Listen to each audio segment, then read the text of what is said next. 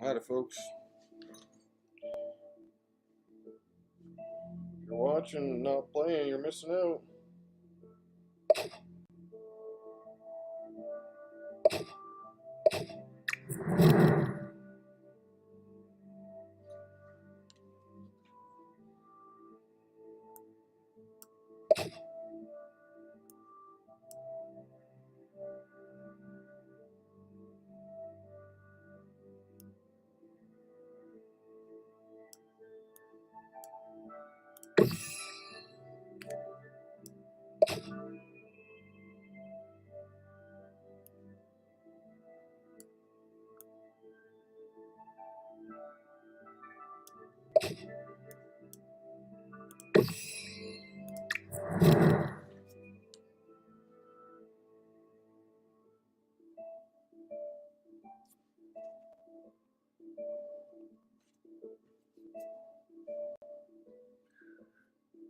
We played Houston last night, this morning. They beat me both times.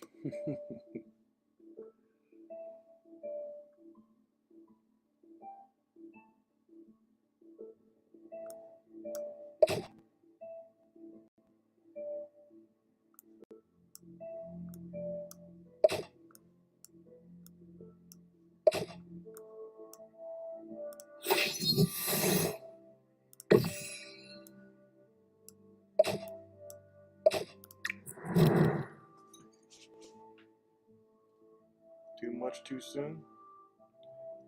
We'll see. Always got some scorch winds in there.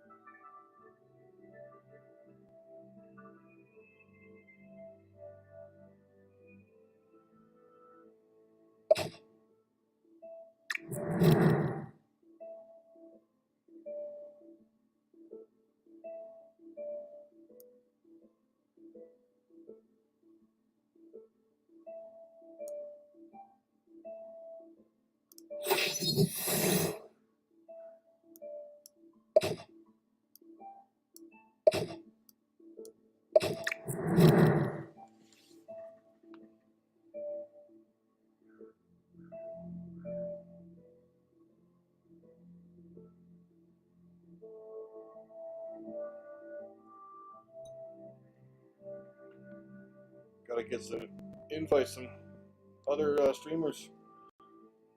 Get a big room going. I'm not a very talkative person, but I guess I'm gonna have to be if I'm streaming here. Now the game's interesting enough. Alright.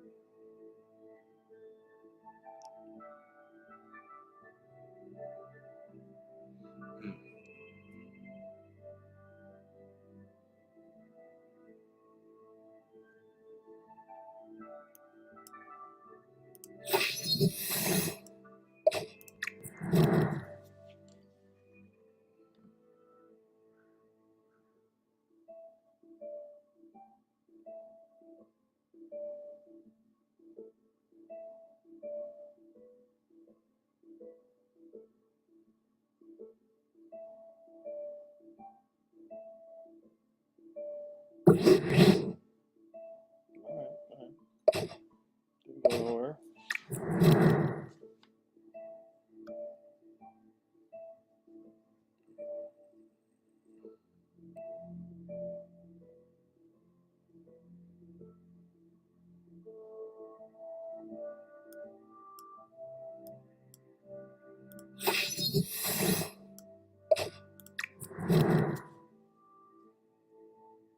Risky.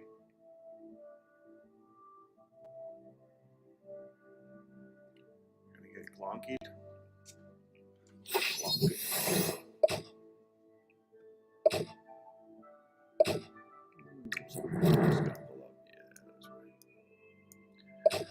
Good game, Houston.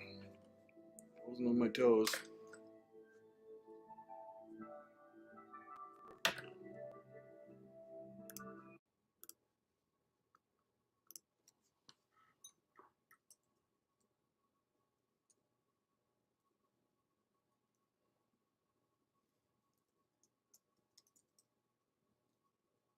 I got the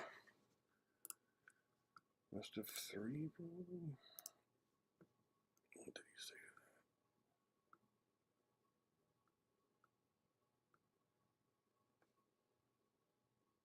Best of 3. All the way down, I think.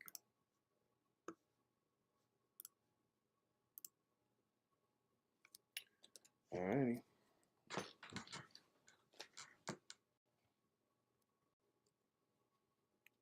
Yeah, there was no telling what that first draw would have been anyway on that first hand, so I got a good draw. Yeah, well, you don't know that till the end of the game, so that's how she goes.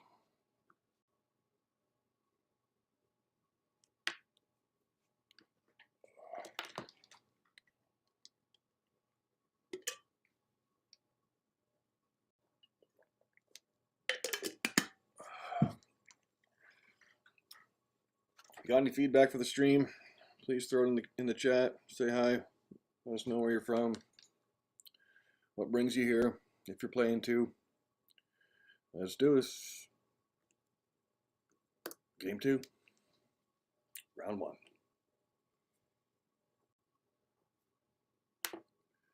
Need a buffer with this person.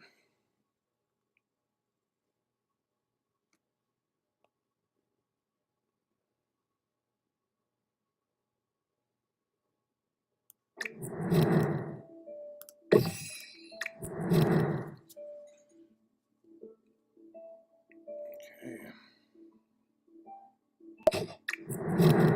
I just noticed, yeah, I didn't show my draw either, so you couldn't see it.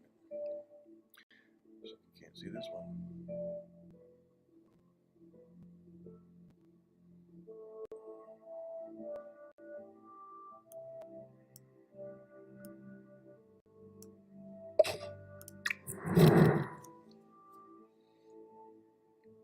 He hit my leafy, but nothing happened.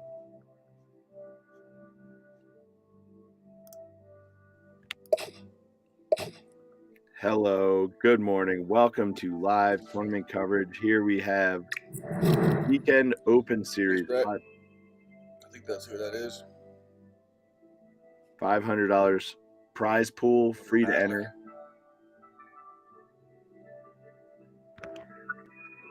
My name is Brett. I'm your host. Thank you for being with us on your Saturday. We're tuning in to the thoughts and the gameplay of Nicholas.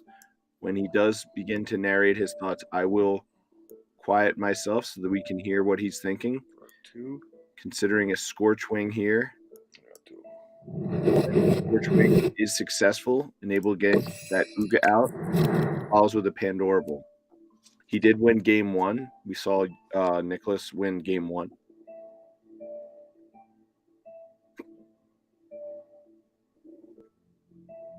Houston on the play for game 2, I believe. Green Rattles, is that Brett? Yeah, that's Brett. Alex?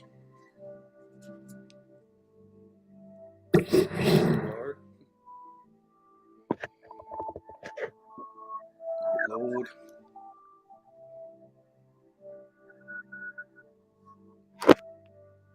Again, thank you for being here with us. We are bringing you play-by-play action of the Champions of Otherworldly Magic Weekend Open Series, the competitive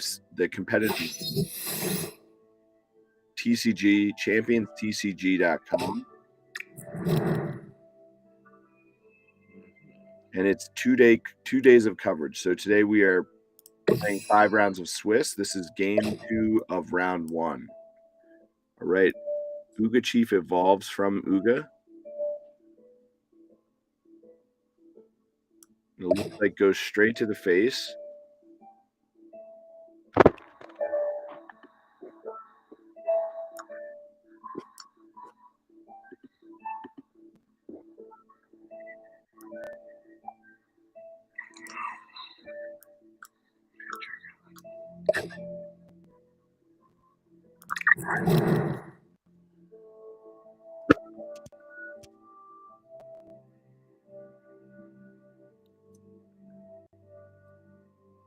Got to stay on your toes with these early fighters. The ones you don't know. played against, I mean, very much. Said played twice. Maybe both times. Similar decks.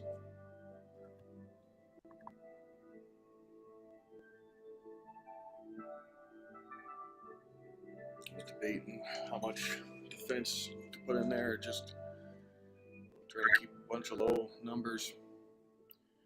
Soup your dudes up real quick and get enough for a couple of evos instead of packing on the high end and then getting stuck with a bunch of 4, 5s, and 6s in your hand.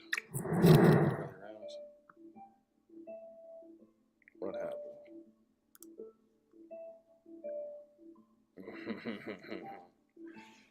No. Let's replay. It's what it is.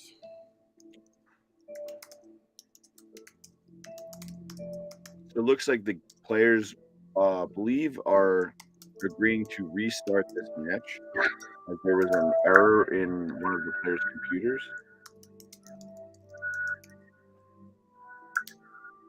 Nicholas, with great sportsmanship, in fact, almost all the Champions TCG players have exceptional sportsmanship, agreeing immediately to a replay. So we're going to watch as that game gets started.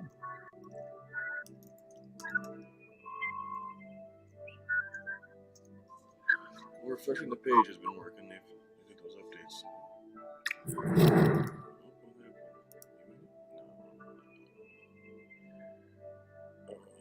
That's alright. Back to that anyway, so let's make it back in.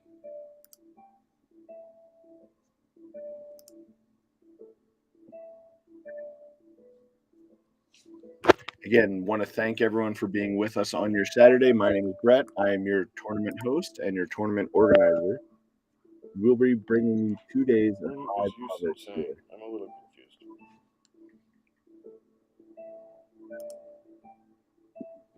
Oh, round 2, like it means the lower tier. No, let's play it. I'll start the run then. All right, we are going to re-begin this game. We're checked in and following the action of Nicholas. Nicholas from the Bright Gang. Early tournaments, we're here to have fun. If you're willing to walk away, I feel like you're probably honest about it. All right.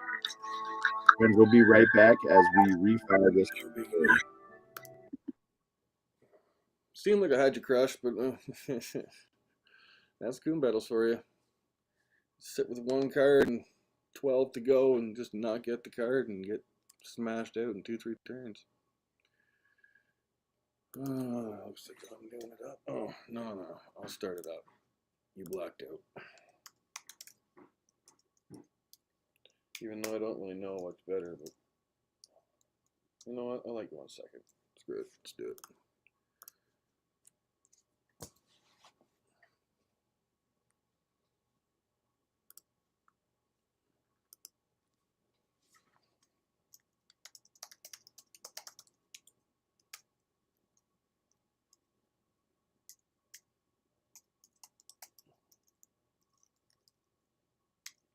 Oh, maybe it didn't get through. Let's do one.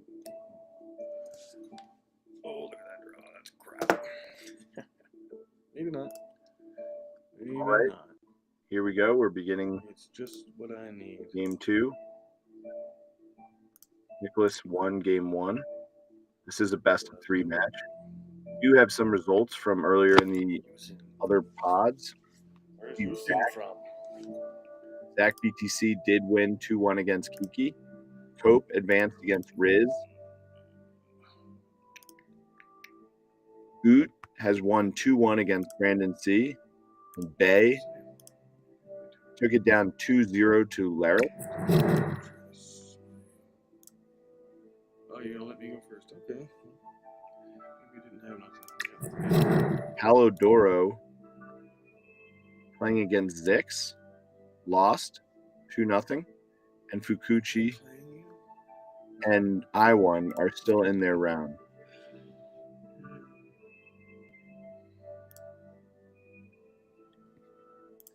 Where are you from? Malaysia.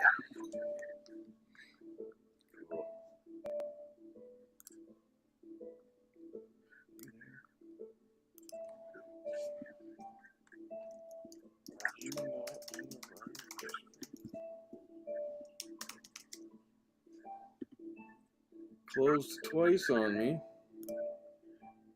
And quit mid-match. Alright. It'll only be so cool for so long. I can stay cool for a while. So, okay, let's do it. Let's see. If there's another room open. No, there's no way you can pass that on.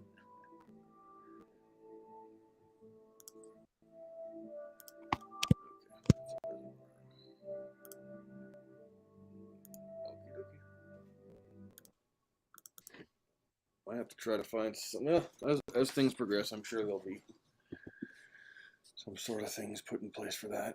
They already fixed the refresh, so we can at least give it a shot. All right. Game 2, round 1. Let's do it. All right, we are watching the start of game 2 in round 1.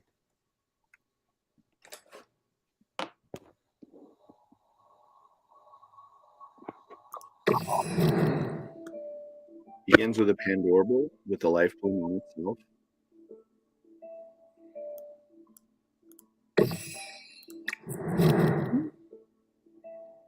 Mimic.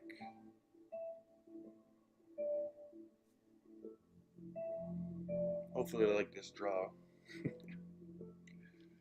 We get through this game.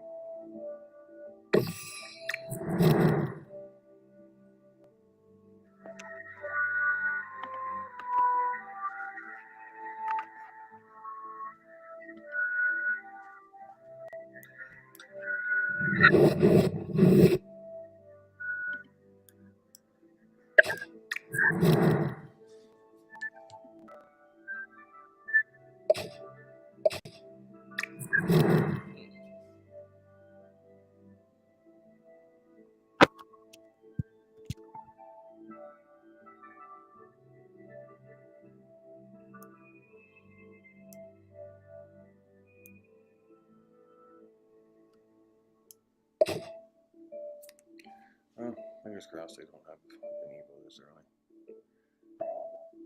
2 anyway. Still early. Oh no. Is there a bad connection in Malaysia today? No. Maybe it's mine. I don't know.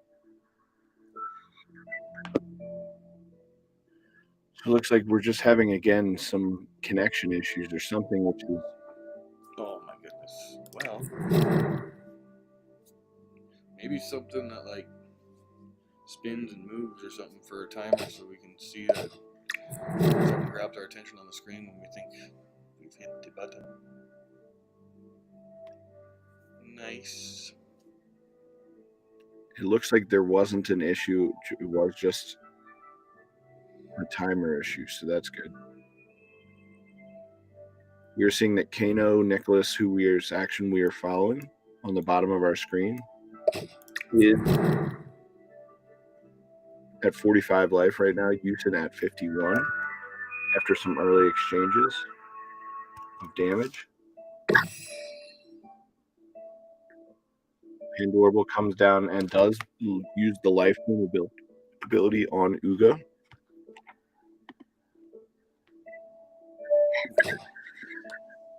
Well, I'm glad that their good draw didn't get.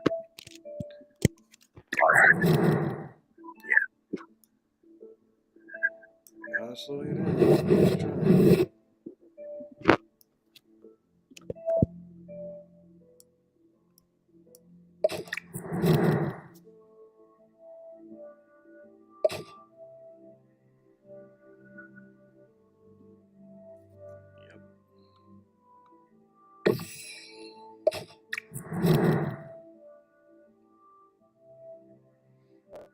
Like that, eh?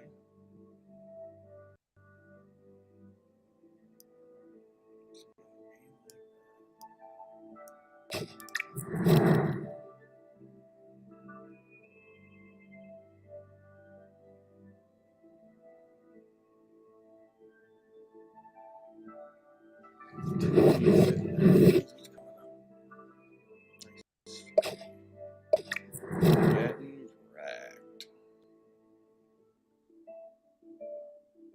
Melon was the one who decided to keep going, so.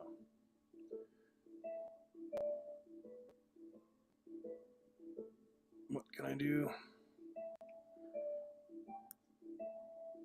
Absolutely nothing.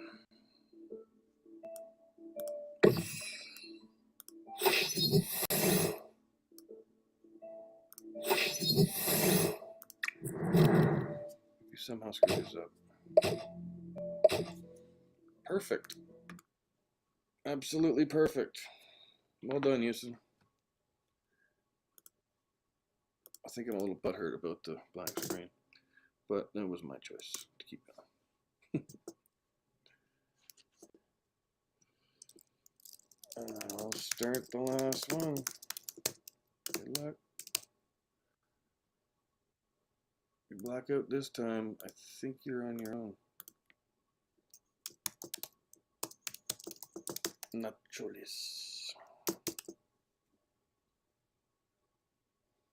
I always have to pick known enough names, but not known enough that they're taken on every platform.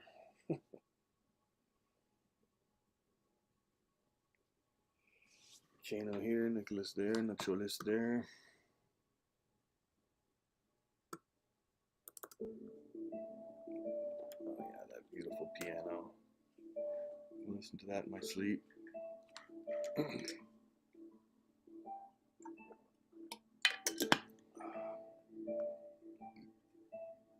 Still got our viewer.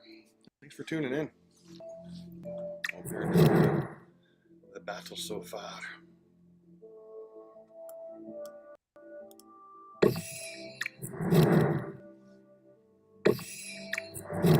Game 3 here. We're changing the Pandorable attack value and the health value with that Psybeam ability.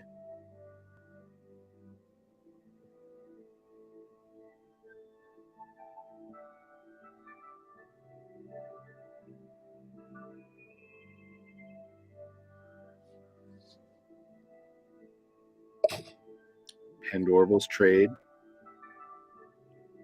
Monk comes down, takes out over to Nicholas at 3 mana.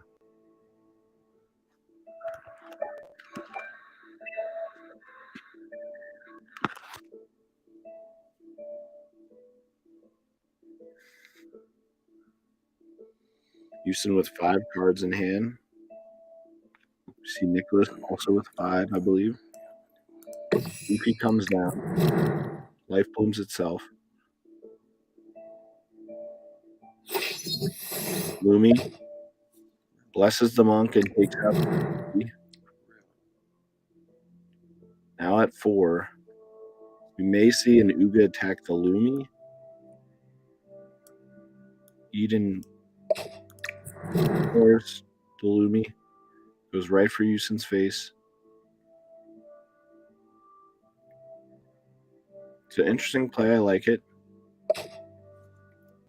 Monkey trades with Uga. Lumi gets in for 4. Monkey comes down and attacks Nicholas' face. The Lumi evolves to Lumino.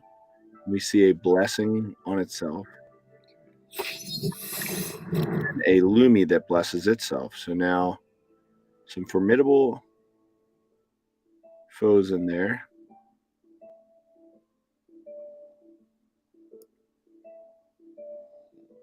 See a monkey from Nicholas. And a Lumino.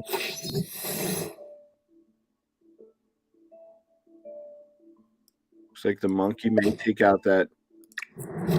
And the Lumi is left.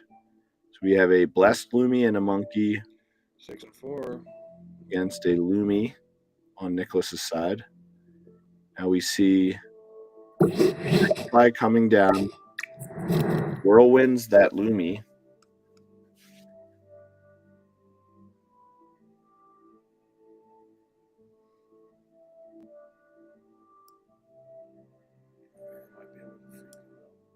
Uga comes down, then a Lumi. Uga going to base.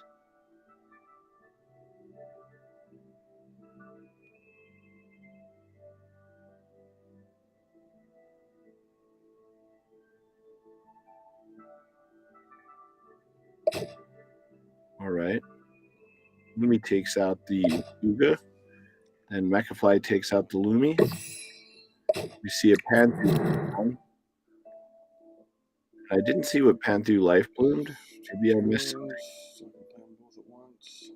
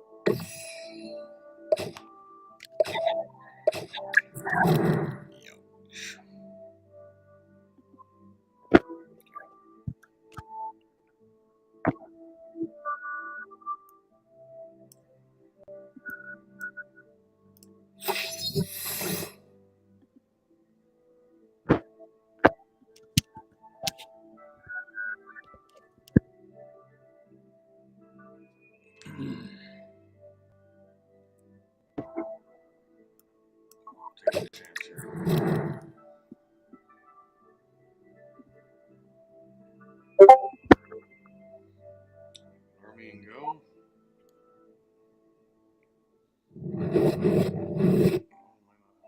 Flammy takes down the monkey. Lumino survives. Pandorable, Uga Chief. One of those fours will probably take me out. Mechafly in for 4. Monkey survives. Blessing a life bloom from Panther. Oh, And wow. Two black screens, and I'm quit mid-game when they were down. That burns, but it's not quite over yet, but it's over.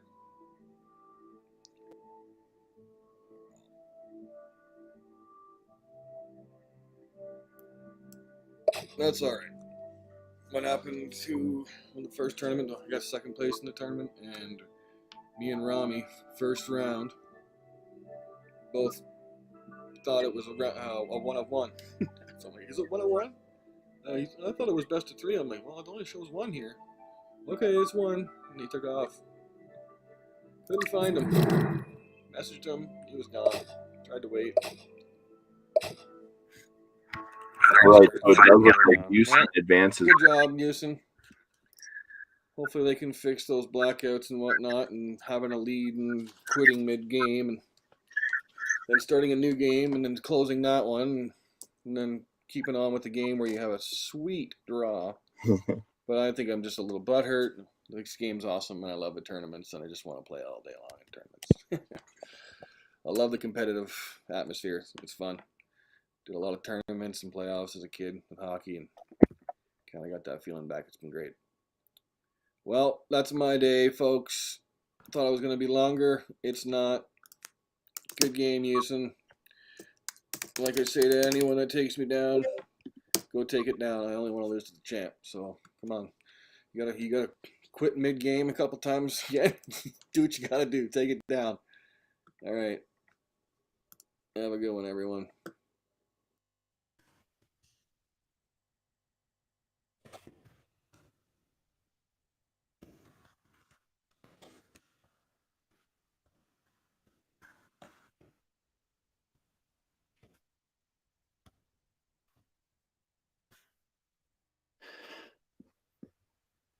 All right, so we saw that Nicholas just did lose round 1.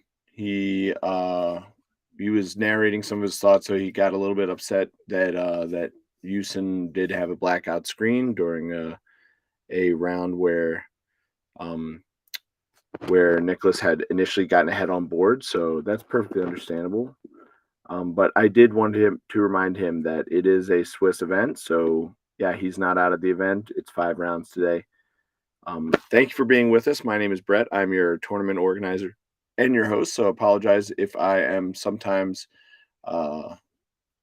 diverting my attention just slightly, because I am helping the players to make sure that they know what's going on for their next pairings and their next rounds, etc. And in the meantime, I'm going to jump off and take a short break, and we'll bring you some previous coverage of some of our live events just to keep you entertained while we are waiting to pair this next round. Thank you very much for being with us on your Saturday. And my name is Brett. See you back here in a minute.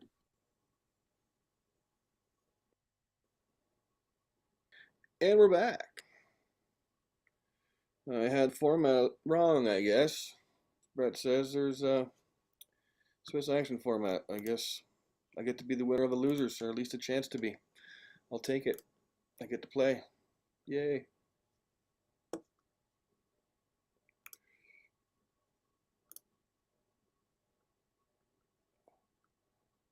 Who's next on my list? The problems reporting. Let me go report it.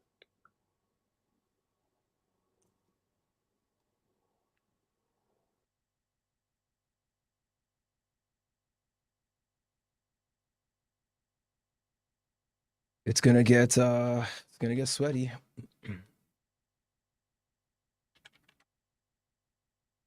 Yeah.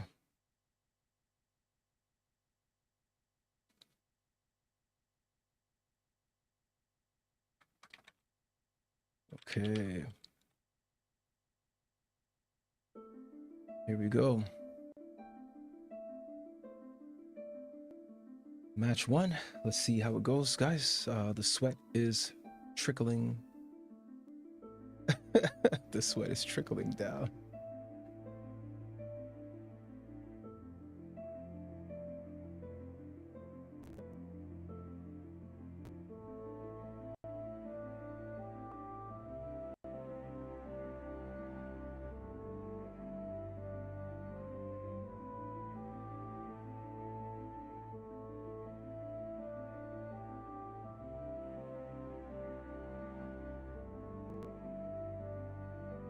All right, we'll see how this goes.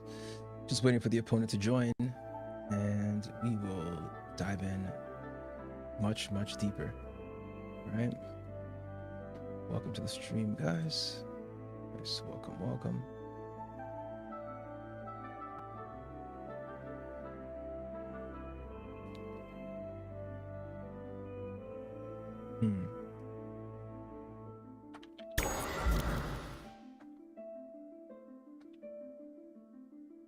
All right, so I'm scared. I'm gonna be honest, guys. I'm genuinely frightened.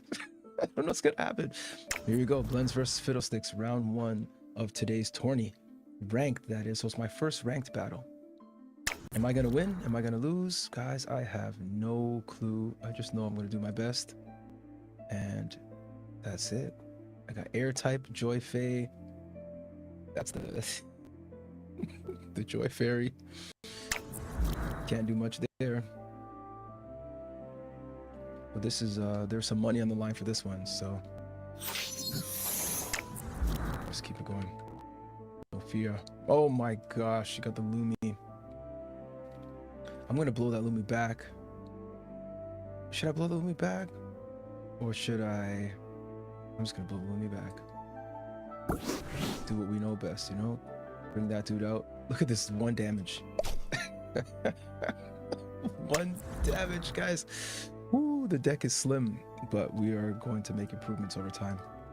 Definitely looking forward to new mints, or the next upcoming mint. See if I can capture like new cards, some good eggs and all. My goodness, that Lumi's coming in and out, and I'm not gonna sleep on it. Let's see. So it's 4 damage, or sorry, 7 attack for 7 attack for health. I'm thinking of tossing it back out, but that's just 1 character, right? And it only costs 2 mana. So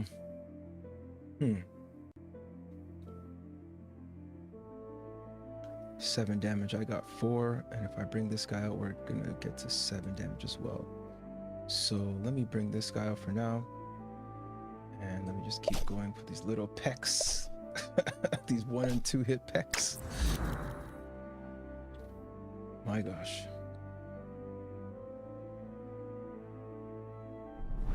Wow. Right? The setup. How did I not know, right? Dare I say, obviously this would happen. I gotta get this guy out of here. So, let's get this dude out. I don't know how many Loomies he's got, but I would imagine he's only got a few Loomies. Let's get this Enki up, Enchi up. Let's do it like that. Take our shots when we can.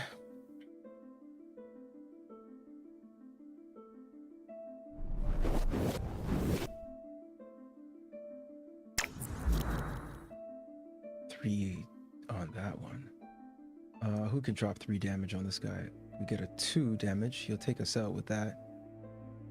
I don't want to lose anybody to this guy.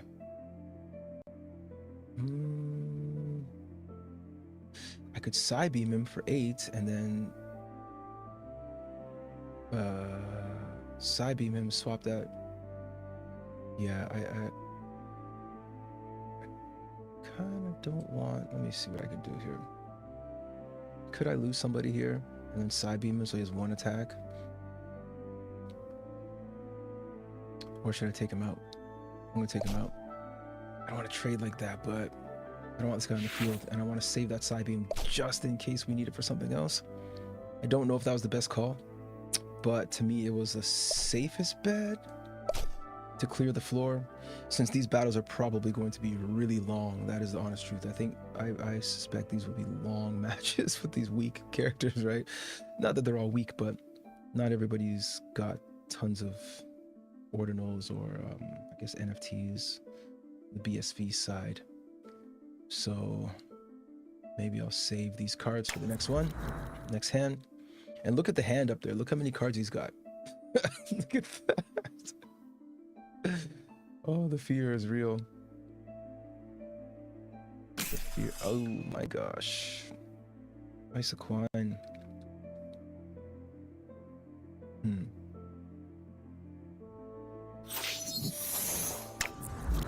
That guy had to come back out, huh? Had to come back out. Whew.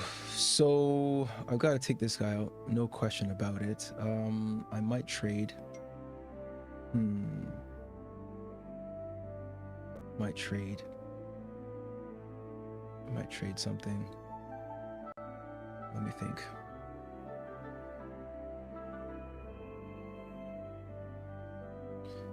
I could. Let me see how many points I have. How many mana I have? 3, 6. I don't have enough. I could freeze the Lumi for 1 turn, 2 turns, and then go in for, and then take out the Isoquine, and then go in for 4 damage. I could do that. 7 damage is quite a bit right now for me to handle. So I might freeze that Lumi, and then I'll have no mana essentially left. And then I'll take out the Isoquine with the Enchi or Enki, and then I'll go for 4 damage. I'm gonna do that. Let's freeze that. Let's take this guy out, and then let's go for the. Oh, I can't. He froze me. I forgot he froze me. Okay. All right. It is what it is. Battle's getting wild. Please don't smile. It's time to get vexed. It's time to get wrecked. No, it's time to show respect. It's time to be patient. It's time to do it. I think that was a little bit early to use a Blizzard, but it's gonna cause him to use, yes, exactly. It's gonna cause him to use some of his, oh my gosh. Seriously. How does one person have so many cards? This is crazy. Okay, so I'm going to do this. I'm going to freeze this guy. And then I'm going to... No, I can't attack with him at all.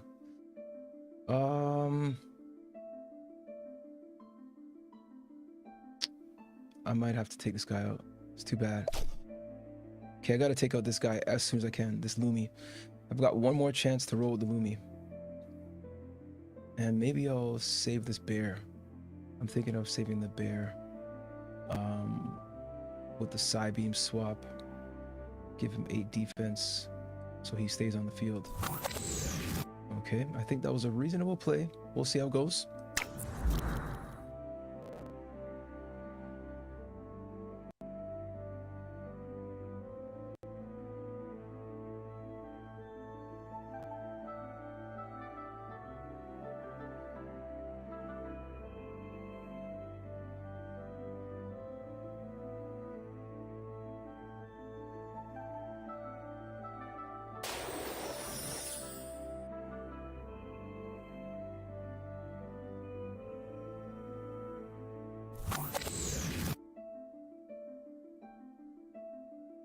Well, that was a pretty good whirlwind, and that side beam swap right there just lets that Divinify stay around just a little bit longer, probably long enough to wreak some serious havoc.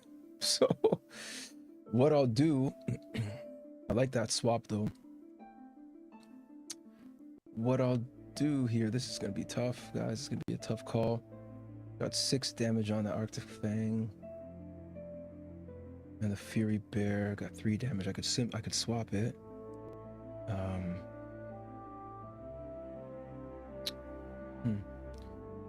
could take out this guy 1. I could can't take out the Divinify. I definitely have to get rid of this guy.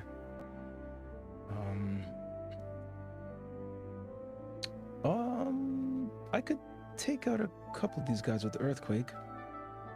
I'm gonna try it. Okay, and I got 30 seconds to make this call. So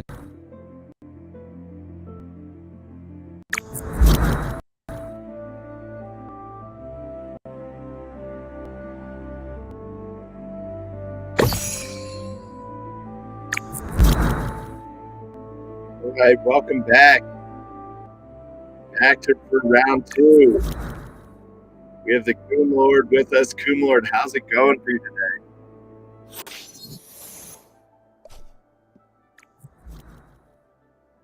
Coom Lord, you are muted, I think. There we go. Can you hear me now?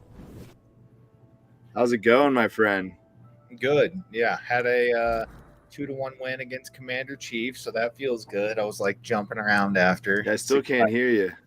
What? Hello? We are back for game round 2, day 1, Champions of Otherworldly Magic. Folks, it's happening right now. We are in the Weekend Open Series.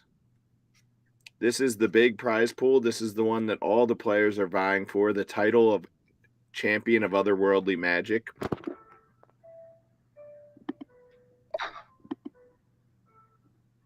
Can you still not hear me? And Coom Lord, if you are having trouble, I will say that it's not just you. I have had a few other people that were having some trouble, so it could be my setup or my software. So if so, I apologize. You're playing Zach Wins, so you're wanting to stream against Zach Wins while on camera, just to flex a little bit. All right, we are going to jump over to the Coom Lord's coverage right now.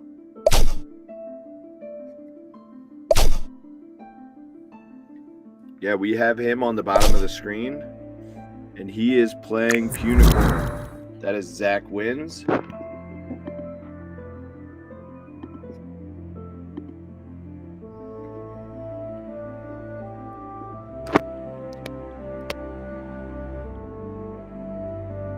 And we see a Cactusaurus come down. Zach, a lot of players opting for this Monkey Pandorable strategy.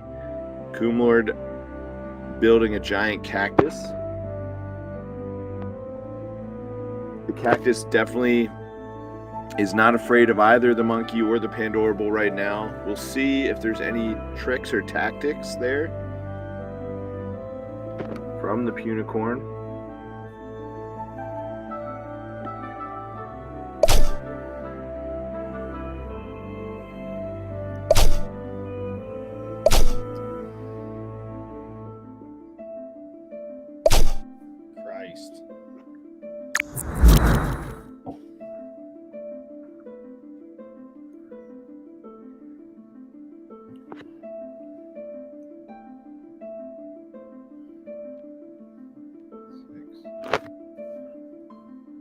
right, the Uga comes down, a Thunder King, Unicorn. We see a Scorchwing take out the Pandorable and do some damage to that Uga.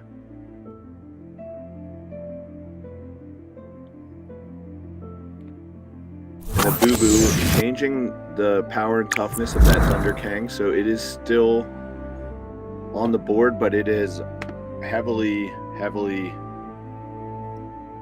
neutered.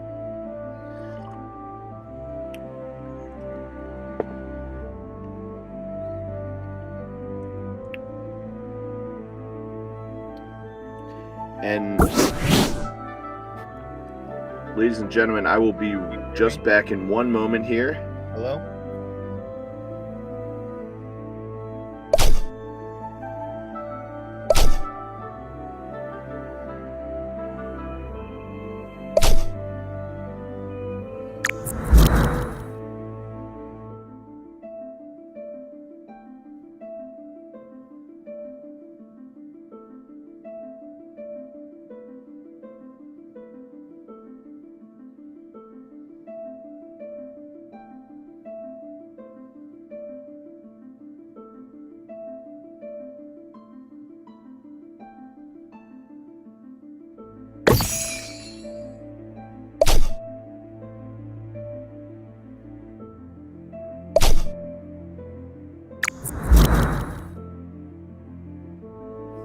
Hello?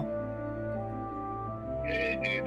You want to chat? You can just talk in here, and I'll tell them what you're saying. Yeah, dude, I don't know why my mic's not working. It says that it's working on my end.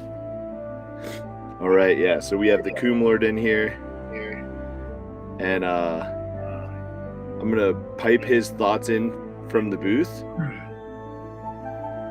Can you hear me now through the stream? This is something, not yet, but this is something that Nicholas was having an issue with too, because I tried to get his thoughts after. I was able to hear Nicholas. Could you not hear Nicholas on stream? So you could hear Nicholas when I was trying to. Yeah.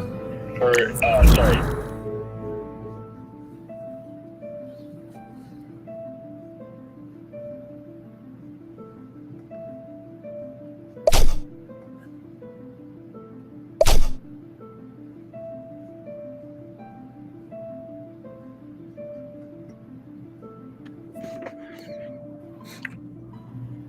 Hello?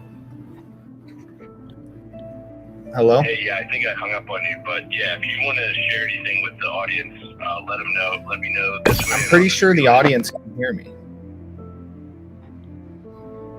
But I'm not 100% sure there. Yeah, I'm gonna check. Cause look on Restream and you can see my voice thing like moving. Yep, do you see it? Yeah. So if you watch the stream through Twitter, I'm pretty sure everyone can hear me. Yeah, okay. My bad, dude. I don't know. I must have done something wrong. It's just got to be your input settings for your audios for some reason. Because yeah, I was able to hear Nicholas.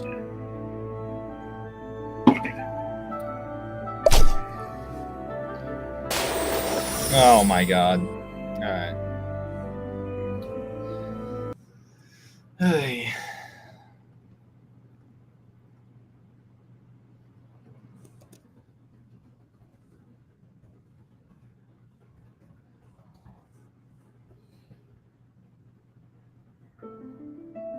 Yeah, can you talk? Hello? Yep. Yeah, I can totally hear you on the stream. Jeez, it is some setting of mine. I don't know what the hell this is. Alright, my bad. I'll try and fix it and figure it out.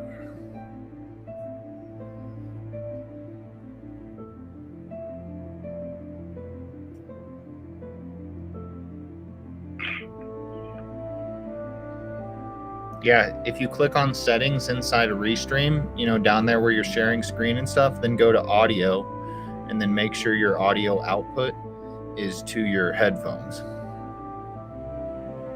Okay. Yeah, you can, yeah, if you want to keep, like, narrating your thoughts. Yep. That audio output.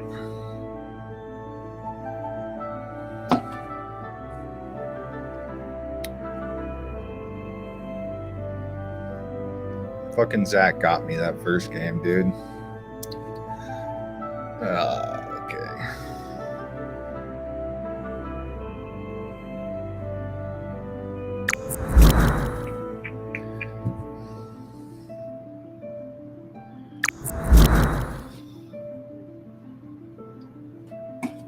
All right.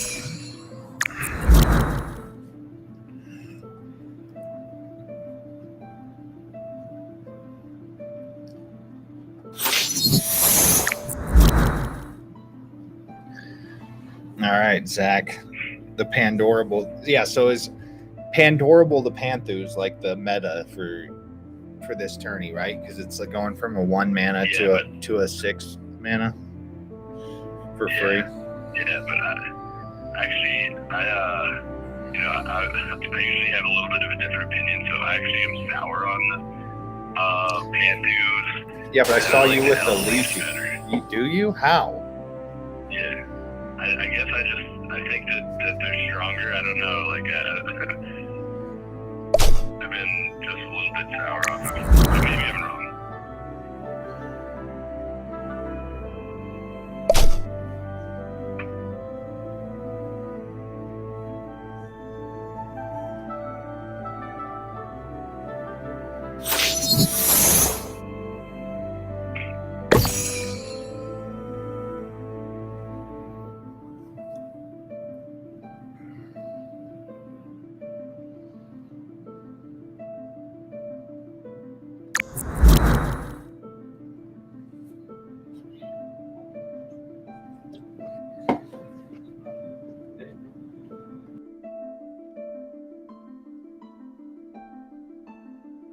Who's that?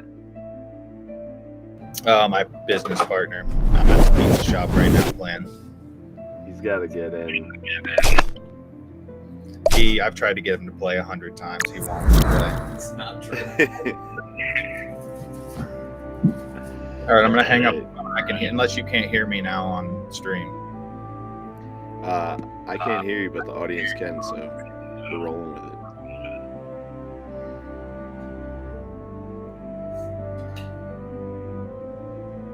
Uga coming down.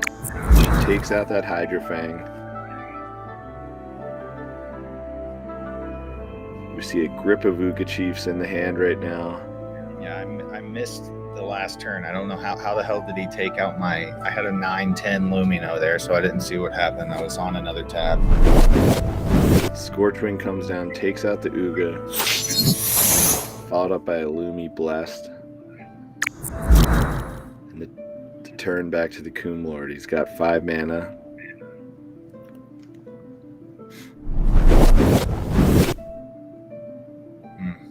Scorchwing deals some damage to that Lumi. They both hang around.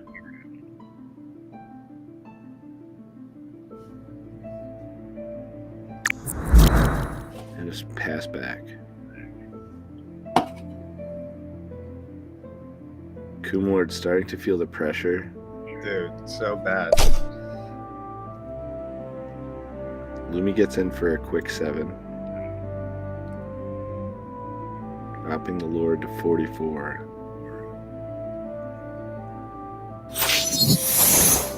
Lumina comes down, blesses after the attack. Slight mistake and a miscalculation there from Zach. Could have gotten an additional 3 damage.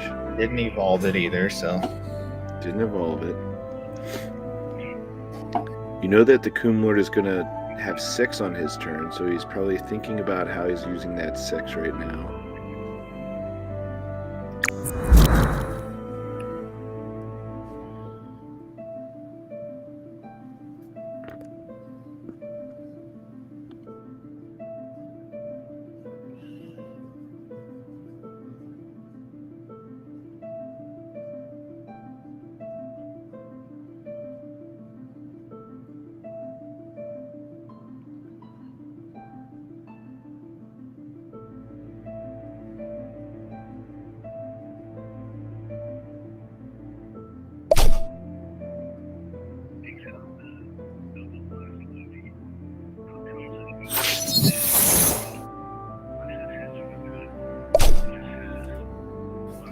I can't hear you on stream anymore if you're talking, Brett. Looks like you disconnected from stream.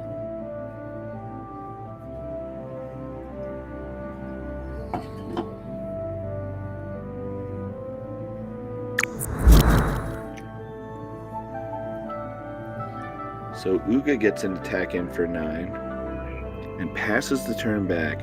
Very efficient use of the mana for the Coom Lord.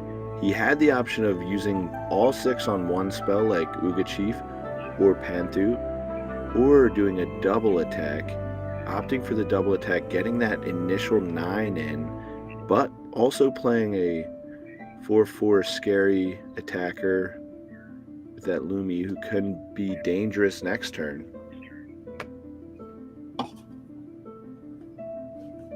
What the fuck's Zach thinking about now?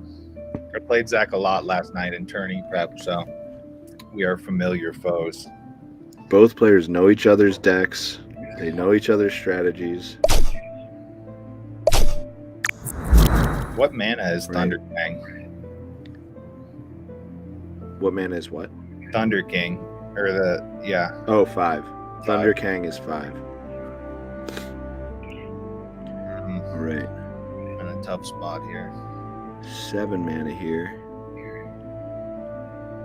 We could see an Uga Chief. Looks like an Uga Chief had just smashed the face, followed by a Boo Boo, and really taking that Lumino down a peg. That Lumino can attack and kill the Boo Boo, but hey, that's a good trade. Especially when you already have another Uga Chief in hand and a Panther. Both of those spells are expensive. You want to start playing those expensive spells so they're not stuck in your hand. Scorchwind comes down. It leaves that Uga Chief alive.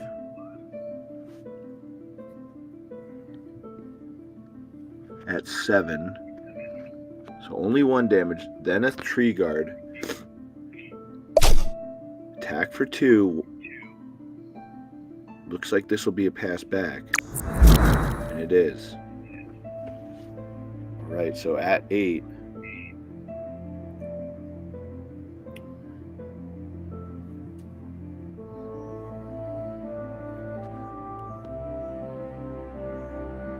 Zach to 36. Now to 28. Uga Chief comes down. Smashes for 6. Cactusaurus comes down. And Coom Lord is throwing down the gauntlet, ladies and gentlemen. He is saying, I woke up to win today. You better have brought your A game. Because right now we're seeing that Lumino was Boo Boo Psybeamed into a 2/6, cannot take care of that Cactusaurus. It will require an attack from the Tree Guard. Unless he could get it with a Inferno, but he misses. Wow, but the Lumino is able to kill it with the cleanup damage.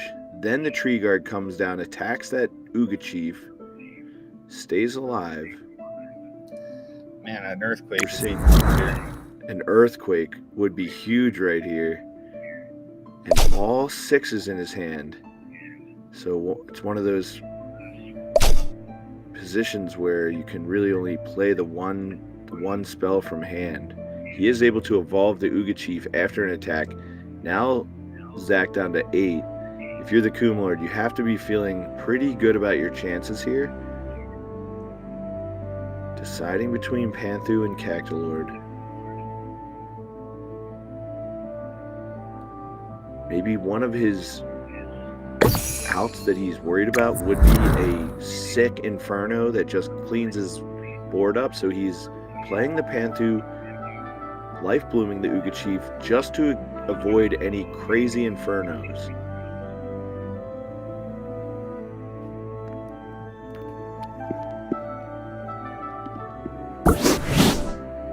Zach missed a drop on an evolution. He's discussing that in the organized play channel of the Discord. Ladies and gentlemen, thank you for being with us on your Saturday. My name is Brett Banfi. I am your tournament organizer and your host.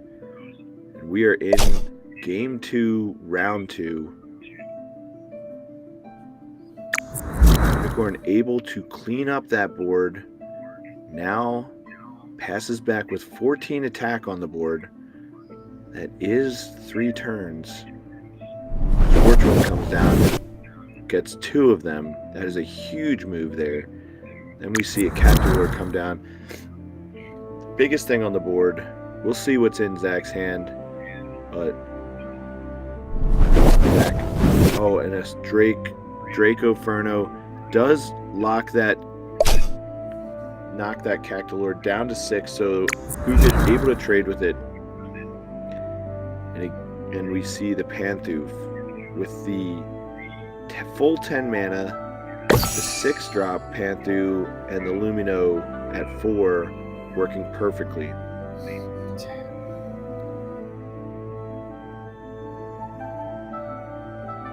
This is getting very intense. A decision between blessing the Lumino itself, blessing. The downside of blessing the Lumino is that you only really create one lethal attacker, but that attacker can be killed by an Uga. He opts for the Panthu. The Panthu can die to the Tree Guard and Dracoferno double team, leaving the Lumino free. Would be able to drop Zach to 2. Tough decision making at this point in the game. Especially the Coom Lord has his back against the wall right now. Having lost game 1. Really needs to pull out some sort of big time play, and we see a monkey come down. This is big. Drop me an Uga, Chief, please. My life for an Uga, Chief. Come on. All right, we do see that Panthu coming down. The Tree Guard able to eat and kill that Lumino. And there it is, ladies and gentlemen. That is why you wake up and play Champions of Otherworldly Magic on your Saturday. Taking it down, and now you would have to think he's getting a psychological advantage a little bit over Zach, right? Just pulls a win out with the Uga Chief. Big time. Guys, look at this. At the bottom left of your screen, you'll see the website, championstcg.com. If you're fired up like we are on this Saturday, make sure you head to that link down there in the bottom and hit the Discord, discord.gg/Coom Battles. I am Brett Banfi. I'm your host. Thank you so much for being with us on your Saturday. Whether it's morning, noon, or night, we are bringing you championship coverage of the Champions TCG format, our weekend open series, $500. And there are some beautiful tournament airdrop skins as well. All right, I like this start, this draw. Right, the Coom Lord narrating a little bit of his thoughts. He likes this start. We're seeing a Pandorable come down with a Life Bloom on itself. This is one of my favorite plays. Zach immediately attacking that Pandorable. He knows. Not a lot of players are aware you got to attack that Pandorable. But Zach, already aware of that. Panthu coming down, immediately evolving. You draw a card, and then here comes Lumi. There's my 9-10 on turn 2. Can you beat that, or will I win this game? That is what Coom Lord is saying.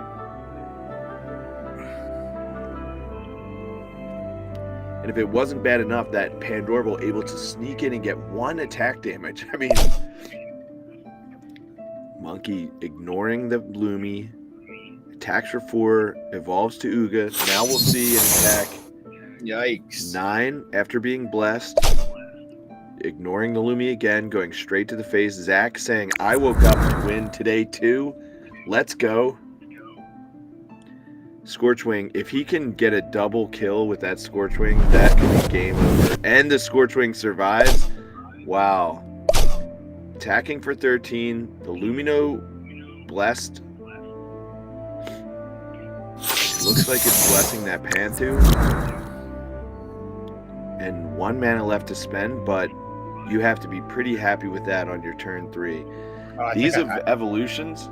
I missed I should have blessed Panthu before I attacked, huh? Did I miss that? You could have blessed the Panthu before you attacked, yeah. These evolutions are proving to be seriously fun. You do draw a card when you evolve. That changes the math with regarding to them. And we're seeing on turn 3, the Coom Lord with 22 attack on board. I don't think Zach has no whirlwinds, so I don't think. Or actually, no, he does. It's not. He has Drac Bat or Dracold. Uga coming down. It might be too little too late. It takes out that Scorchwing. But wow, we see the fast and furious start of the Coom Lord shifting into match control right now. Attack for 12, attack for 6, ignore your Uga. I'm going to beat you before you beat me. And now we're considering a shift between a monkey or an Uga. Or a Cactusaurus. So some of the thoughts behind the monkey.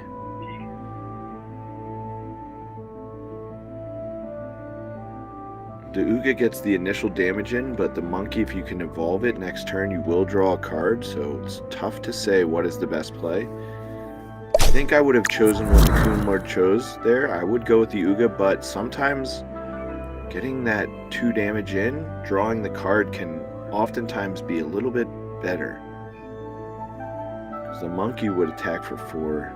I have a feeling Zach's listening, so I'm not gonna say my thought process until it's my turn again. But yeah,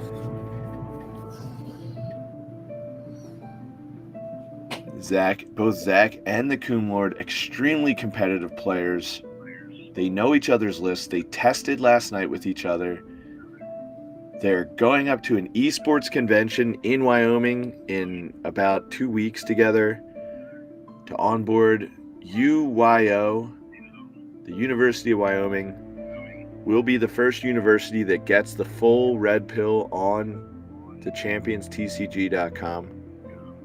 and yeah, I mean, if he doesn't take anything out, this is lethal. I'm at.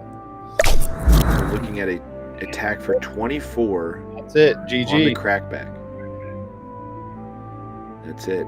He passes back, and the Coom Lord smells the blood, and it is over. Coom Lord, with his back against the wall, ladies and gentlemen, let's go.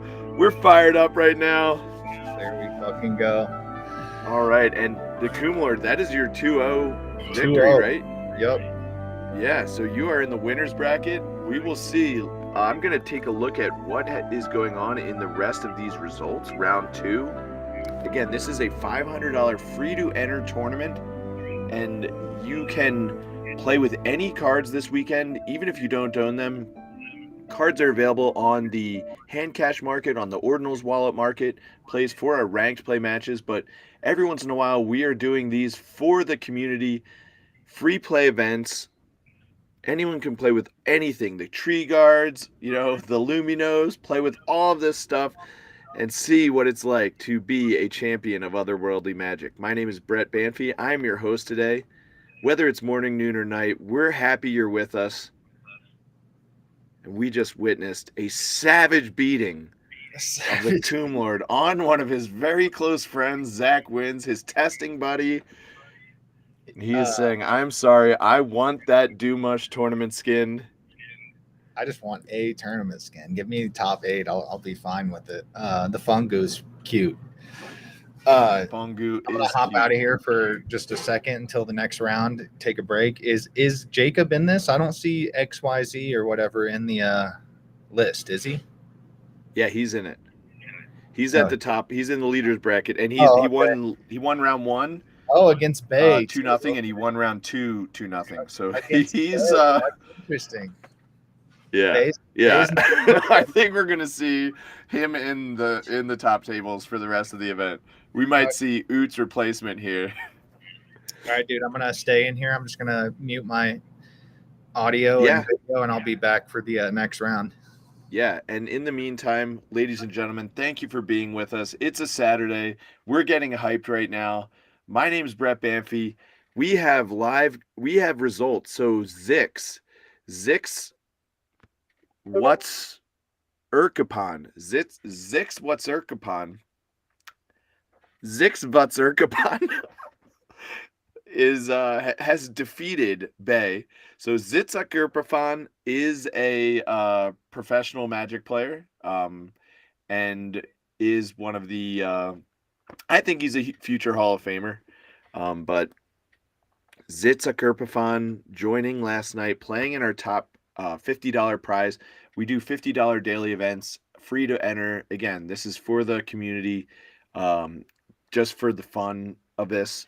$50 live events every single day. So Zitza Kerpafan, it's so hard to say. He bounced out after in round 2 last night.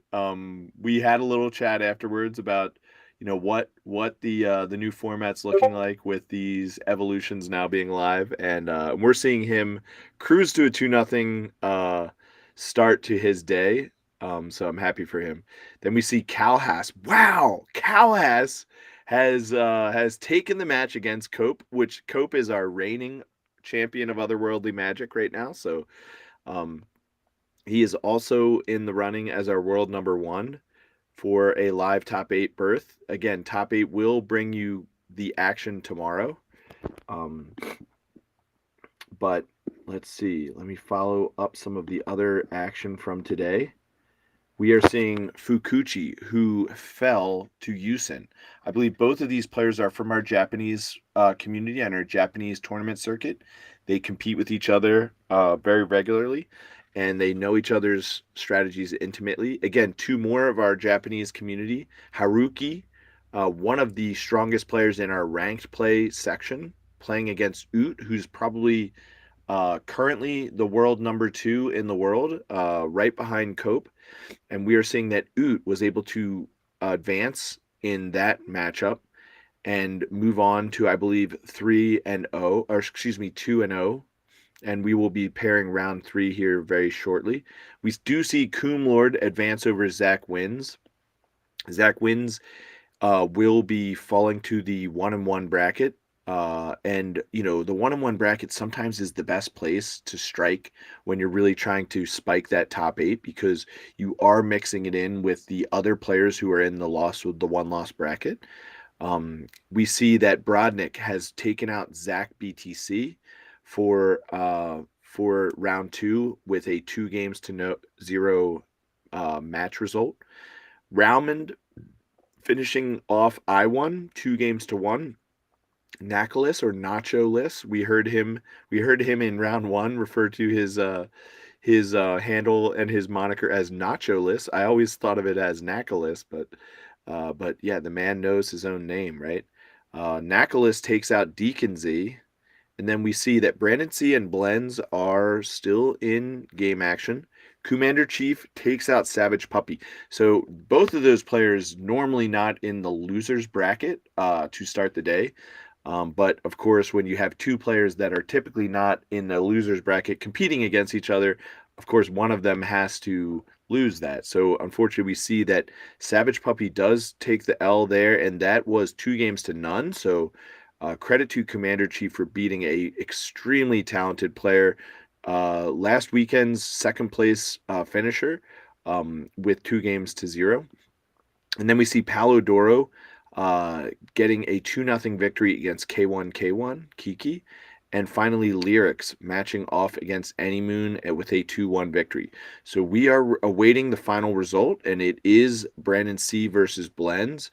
We were watching Blends earlier off on camera while we were waiting for round 2 to pair and to be broadcast. So I'm taking a look, and it looks like Blends is not streaming right now, so we cannot get live coverage of that. However, I do want to reference Blends is kick.com/Justin Blends, one of the best people, the best streamers, the best champions of Otherworldly Magic that you will ever find. We're all champions. Thank you for being with us on your Saturday. Make sure you check out our channels, our socials. So we are streaming live to youtube.com as well as twitch.com, twitch.tv, and x.com. So shout out to Elon, my boy out there. Thank you for building this wonderful platform, x.com. that is enabling us to reach such a wide viewer audience. We are a brand new digital trading card game called Champions of Otherworldly Magic. You can join our Discord or you can join our website. You can sign up and play for free. It is really fun, really addicting. Watch out. We've probably had about 6,000 or 7,000 different games that have all been played within the past 3 weeks. The game's been live for around 3 months, and we are doing a final preparations for our alpha launch of the cards. We are currently in a pre-alpha, but the alpha launch of the cards coming out September 21st of this year.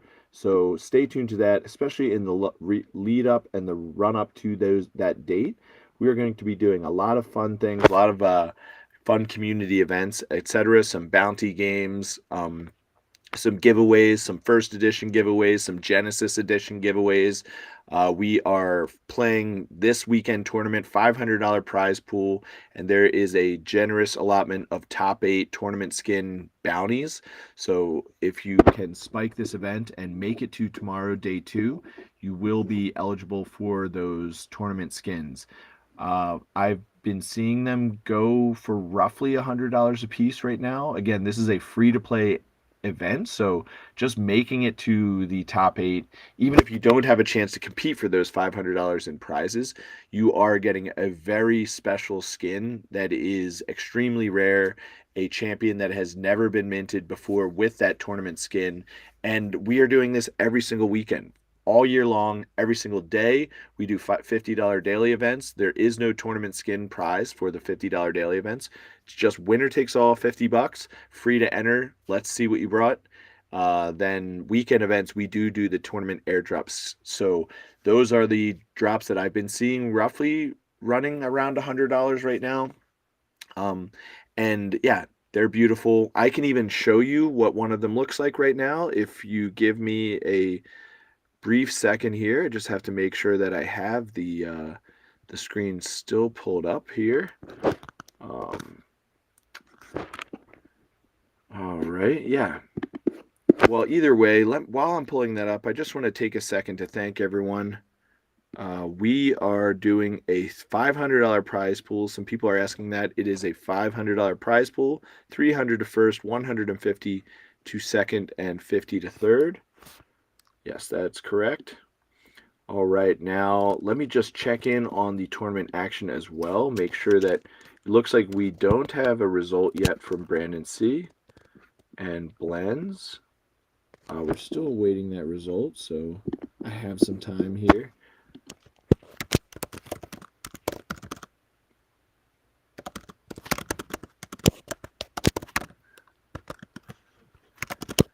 I have some time here to pull up that champion skin.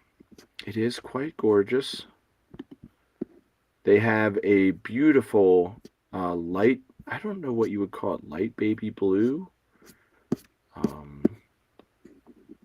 Cloud blue, maybe? Could it be cloud blue? I believe that well, the one thing I know, okay, here they are. I have it. Excuse me. Sorry for the delay there. All right, I have the champion skin now, ready to demo that.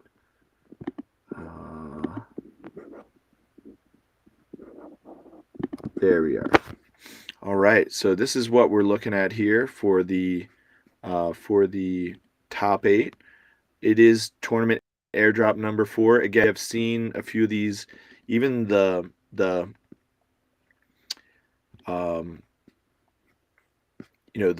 ones that are, for the 8th place, so I guess the least rare of them all, these like Fun Goo, the equivalent of these Fun Goos, they are roughly going for around $100 right now. So it's a nice treat to be able to come in, enter a tournament. You get something pretty cool just for playing. You get the thrill, the experience of competing with your friends in this brand new digital trading card game. But in addition to fighting for those cash prizes, you are also able to win these beautiful brand new cards.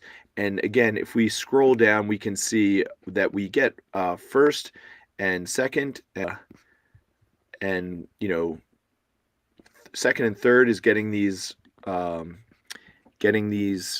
terror caps. First place is getting this Doom Mush, and then fourth to eighth getting this Fun Goo. But the one thing that you can see too, that these tournament cards will not be printed again ever on any chain. So these are exclusive skins, especially as this game begins to emerge and develop it with its own economy, etc. You're potentially seeing, a 1 of 6 that is, or a 1 of 5 that is like circulating. So they're just coveted from a collector's standpoint. And when you're seeing a card like Doomush that's seeing some competitive play, it's maybe not a staple right now in the competitive scene, but it is seeing some strong competitive play, especially in the ranked play modes. Then you're able to sort of use these tournament skins as a nice way to customize and to bling out your Champions TCG deck. And they would be the equivalent of some extremely rare hollows or something like that in the Pokemon circuit. One thing that you'll notice as well is that all of these cards are part of a consistent evolution. So you can begin with the Fungu, evolve it into the Terra Cap, and finally evolve that once further into the Doom Mush. That is to highlight the going live of our evolutions. They launched Thursday, and we are doing our first event now with that. Okay, so we got a result from Blends. And we are going to pair round 3. Not sure who we will follow. We have Zach live streaming right now. We have the Coom Lord himself, and we have Nicholas. So we started with Nicholas. We went with Coom Lord last round. And let me just confirm.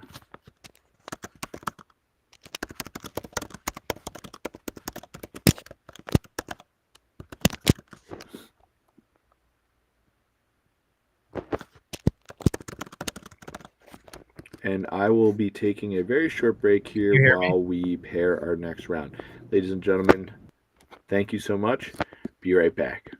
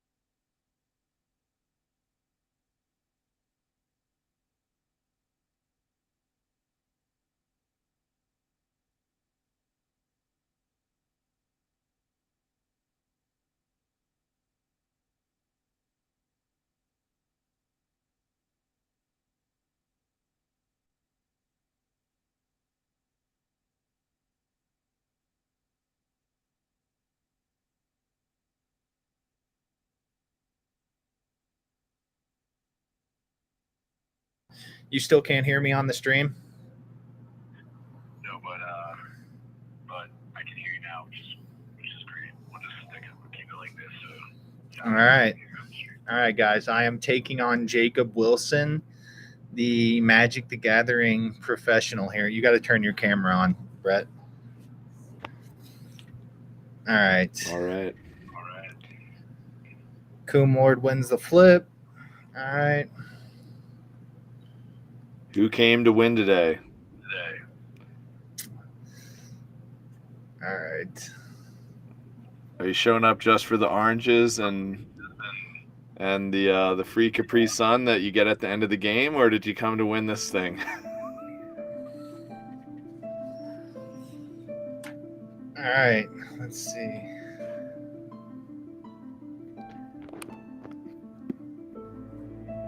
I want to thank everyone that's tuning in as well, by the way. X.com, Twitch.tv, and YouTube. Please follow us on our socials. Subscribe, like our content, drop the comments. Boost our channels, please.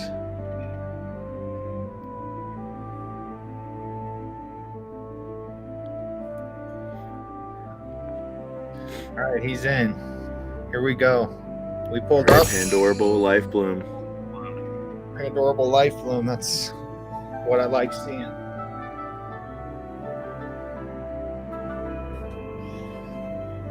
All right. I have no idea what his deck looks like. Haven't played against him ever.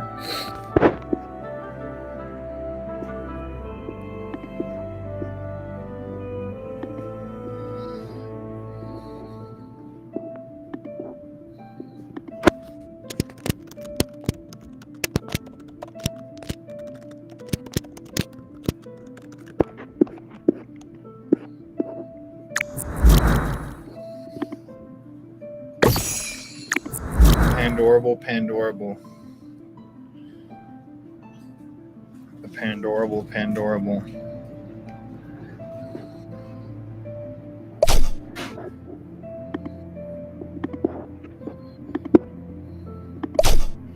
Does he have Panthu?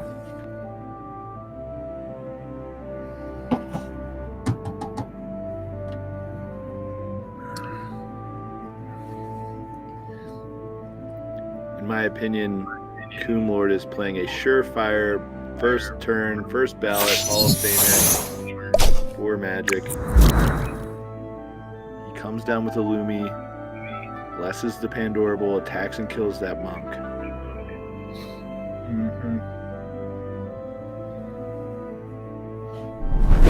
Scorching takes out both. It is a random determination whether it will kill those, but we see Scorchwing doing its job today.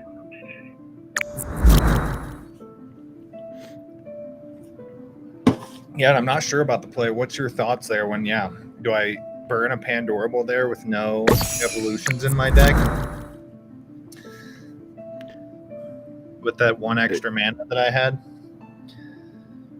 I do still like it, but the Life Blooms are also really good in other facets of your build, so you can see it both ways. Pandorable getting busy in the red zone for 1. You see that Enchi come down as a 3/7. Hit me a Panthu here. I need some luck here in this game. A Scorchwing takes out 2 Pandorables. We see this Enchi coming down, getting 3 damage on the Cactusaurus. Importantly, that signals no Eagle-On in hand, but then the Endpaw comes down, and it does Life Bloom itself, I believe. Yes. Up to a 5/8 with Lumi blessing itself. Here we go. Nice. Oh, and he gets the rip with the Scorchwing. The Ripper. I can't believe you got the 8 damage on the Endpaw. That is quite lucky. Coom Lord, dude, coming in. I control this. It's not random for me. Yeah, Coom Lord has the cheat codes. Not a lot of people realize that, but he does have the cheat codes enabled on his machine. He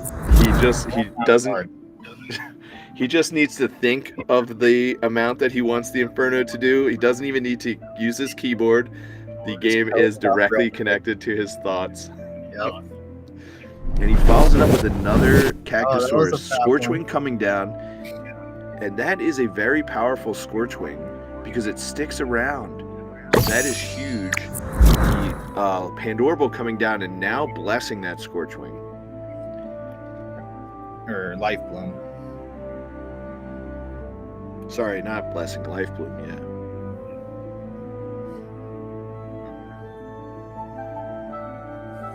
Cactusaurus getting busy in the red zone. Ooga coming down, getting busy himself.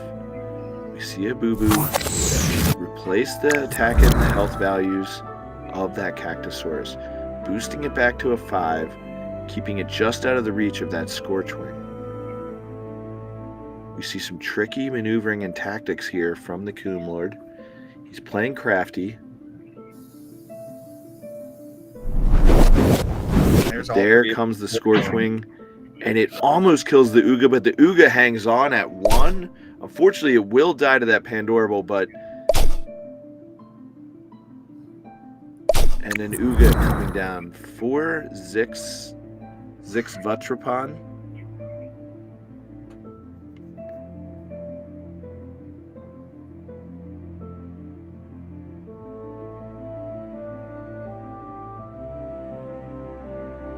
Seven mana.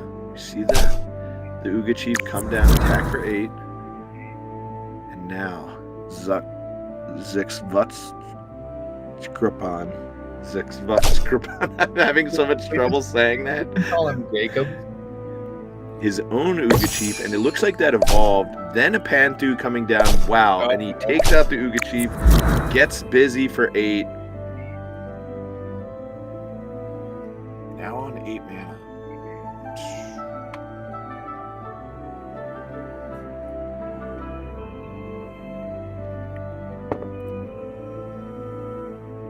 Looking at the Lumino, admiring the feathers, they're beautiful. The art is quite nice. The Luminous family, one of the most dangerous families in the otherworldly worlds, but just a Cactalord coming down. It looks like it could trade with that Ooga Chief, but is that enough? We see 14 attack on the board. The Lumino comes down, attacks the Scorchwing, getting busy again in the red zone, down to 16. A follow-up Cactalord. With only 3 mana left, not able to play that Lumino and bless it. The Ooga Chief takes down and a follow-up Ooga Chief. GG. All right. Wow. That was some fierce and furious action. Zixkrutzdrapon playing some early Inferno to maintain some board control, following it up with some very powerful evolutions.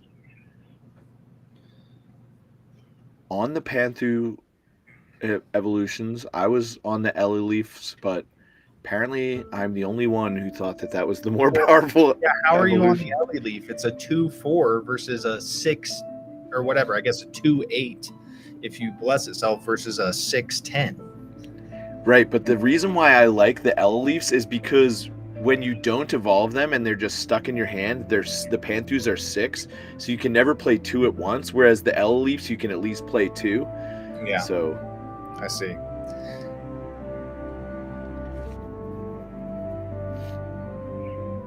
all right, so we're seeing the Coom Lord himself on the play in game 2, round 3. Again, his back up against the wall. And Again, deciding whether he came to win today. Taking a sip from his monster juice. my second or third monster already this morning. It's 9 a.m. Have a heart attack. Monster Juice is a prime candidate to start sponsoring these tournaments based on how many of them Coom Lord drinks in a single round. one monster per match, per round. Yeah. All right, here we go. Kumlord willing, not Not doesn't need any money from Monster for sponsorship, just wants the juice. Just sponsored for the juice. Okay. Pass back to start. Back, yep. Start with the Lumi. And it's who woke up to win today. That's the question being asked right now. Zixvutskrapan or Kumlord. Monkey taking down that Lumi with that rush ability, able to attack without waiting a turn. Unlike the Cactosaurus, you see the Z's on the side of the Cactosaurus head. That is indicating it will take one turn before that Cactosaurus can attack. Enchi coming down, a 3/7. You see a Cactolord evolution from the Cactosaurus. 3 mana left, bumping up that Cactolord. And now a question of whether to drop the Lumi. We're considering it. I don't think Jacob has the whirlwinds. He does go with it. He's wondering about the whirlwind strategy that can sometimes come down and bone the decision to bless, but sometimes you have to go with what's available to you on board. There's always a card that your opponent could have. Just have to roll the dice sometimes. Pass back to Jacob. He does play a monkey. A blessed monkey now. Still can't take With me. that Lumi ability. The monkey gets busy with the Cactolord. Drops it to a 10-4. But that might be it. And if that is it, or it could be maybe an Inferno spell here. Oh, wait. No, it's a pass missed- back, and you have to feel happy about that. If you're the Kumlord, He attack? I think he missed. doesn't an attack because Oh, he yeah. probably didn't want to run right into the Cactolord. Cactolord's going to be able to get in 10. We see a damage from the Pandalord and 4.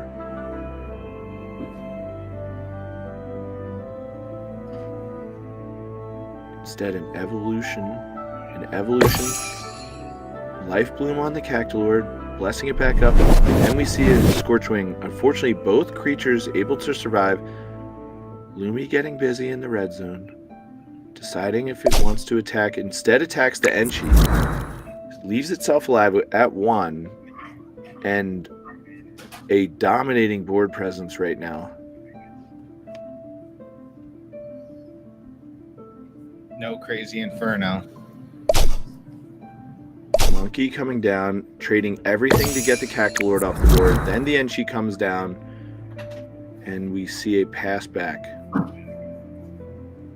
6. Kumlord on 6 here.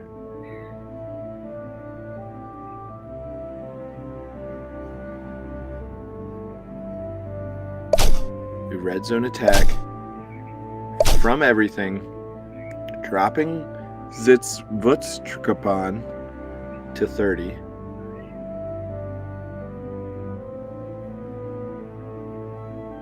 Ladies and gentlemen, this is ChampionsTCG.com, where you're watching the $500 free-to-play Weekend Open Series.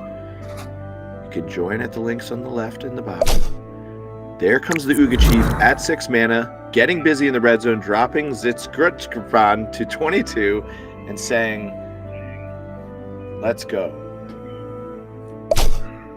The Uga Chief coming down, trading with the Panthu. The Enchi trading with the Lumi. Still 12 on the board. Attack would drop Zixvutskrapan to 10. Scorchwing cleaning up, doing the mop-up duties. We see some firepower in the hand of the Kumlord here. A drop of an Uga, an attack for 4. 1 mana short of being able to play that monkey for a lethal attack there.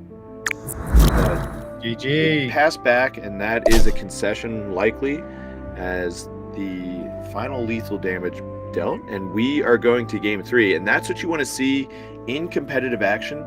2 fierce competitors here. The Kumlord, Zixvutskrapan, we're going to game 3, and that's how you want to have it on your Saturday. Thank you for tuning in with us. My name is Brett Banfi, your tournament organizer, your host. Uh-oh, there's Following the Marsden. game action of the Coon Lord. Hi. Hey, we see Shreddy herself. What's up? What up, what up? Oh, nothing. All right. I'm in a big game with a Oh, professional here. Sorry. You're throwing off my concentration. Throwing off your vibe. You're giving him this like love energy, and he needs his fight energy. Yeah. Mars. All right. Okay, so we're Lord seeing CYX. Here we go. Lord Zix, and here we will see likely Zix on the play. I did not get to check if that was the result, but it looks like it is the result. Zix dropping the Pandorable. Life Got Bloom itself. Pass. Back to the Coon Lord. Coon Lord Pass, yeah. on a low drop is his 2 spells, his 2 mana spells, so he has to pass back. Enchi comes down. Life Blooms itself. Pandorable. Eee! You got them both with the Scorchwing. The And that- Scorch Wings. Coming for And the Coon. Scorchwing survives. Wow. Very, very strategic action. Coon Lord having the strategy of just get lucky. Seeming to work for him. Blessed Scorchwing. Able to survive. Take out the last Lumi. Or sorry, the last Enchi. And we are seeing Zix Vuchkrpan with 5 cards in hand. Pass back, I believe, on his turn 4. Lots of important spells here on turn 4. Looks like it was the End Paw. The End Paw able to get busy with that Lumi. On for himself, the Coon Lord, taking a look at the options. Considering an attack.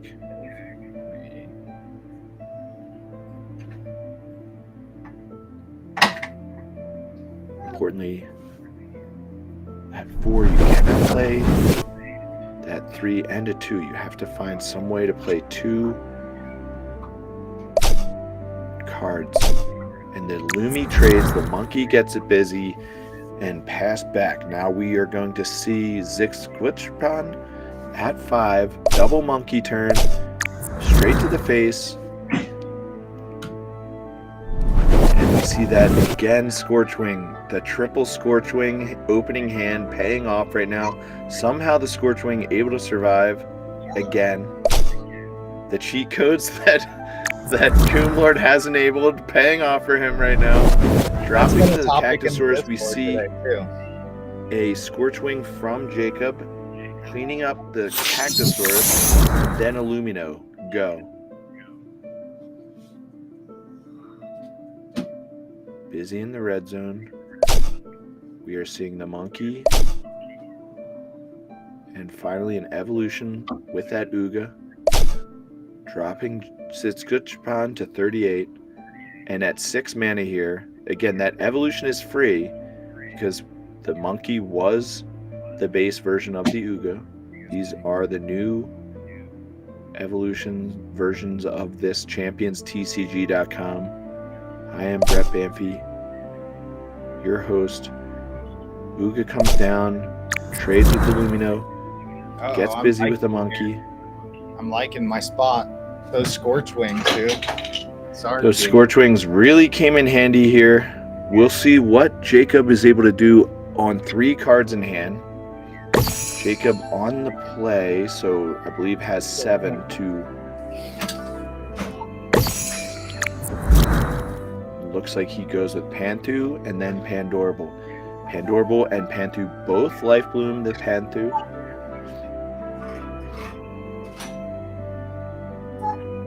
And a Boo. Switching that power and toughness. Getting busy for 8. And now a 6 drop. It looks like it is the Cactolord.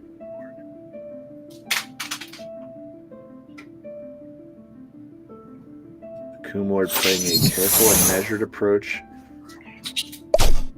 dealing with the threats when they're presented, and maintaining a constant pressure on Zixtrutzkupran. Cactilord again coming Oh down. no! I missed a fucking attack with Cactilord. Oh, and a forgotten attack here. We'll see if that comes down to bite the Kumlord. A Pandorable considered, and it is played. A Life Bloom. Looking around, finding a friend. Friend is the Scorchwing. And a attack in the red zone. Followed up by a Panthu. Life Bloom itself. Zixtrutzkupran at 0 cards in hand. Facing a strong lethal attack next turn. Needs to deal with the board. And get some pressure on the Kumlord. Pass back. Wave the white Pass flag. back. Missed an attack for 7. Would have put Jacob to 1, but I don't think it's going to matter. Oh, Jacob passes back, and then a lethal attack from the Kumlord to stay in the undefeated bracket here. And we see him immediately grab, just like as if this was a championship boxing match, grabs the baby for a victory lap. Well done, the Lord that was himself. the biggest win of my career. Oh shit. Get out of here. All right. A huge win, and what we're seeing is the testing and the preparation the Lord has put in, paying off. An undefeated open to this weekend series event. Friends, you're tuning into ChampionsTCG.com. Live weekend open series coverage, $500 prize pool, free to play, free to enter. Having fun. Let's go. Crack another monster, ladies and gentlemen. Get your 4th monster on the table. We are getting fired up. Kumlord. Okay. The Kumlord. All right. All right. So I'm going to switch it over so we can take a quick look at what we are playing for. In addition to the $500 prize pool, $300 for first, $150 for second, and $50 for third, we are also playing for these gorgeous 1 of 1s, 1 of 2s, 1 of 5s, Fungu, Terracap, and Doommush Evolution. Your friends are going to be jealous, and they will wonder how you were so early to the next evolution of the trading card game format. You're early because you're tuning in on your Saturday. We're so thankful to have you with us, whether it's morning, noon, or night. Thanks for being a part of our coverage team.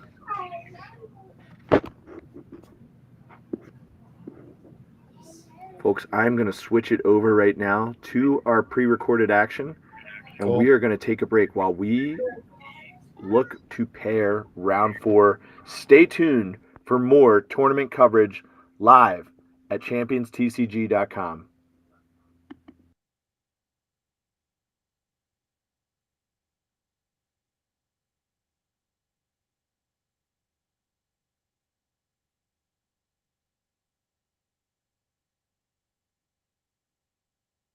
This guy here.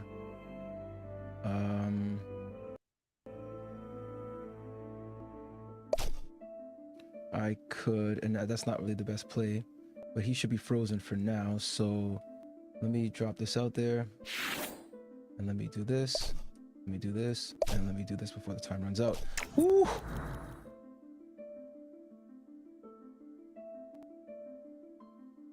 I don't believe it. Literally down to the last second.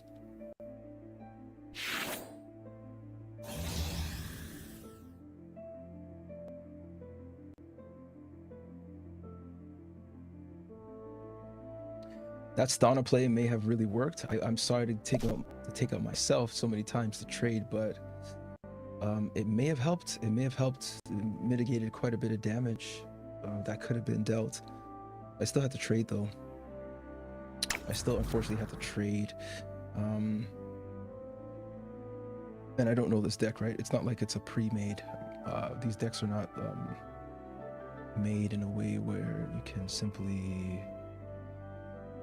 Let's beef this guy up a little bit more health, and let's see what else I can do here. I'm contemplating playing this green card. Just play this, see if I can draw a card. Okay, not bad, not bad, not bad.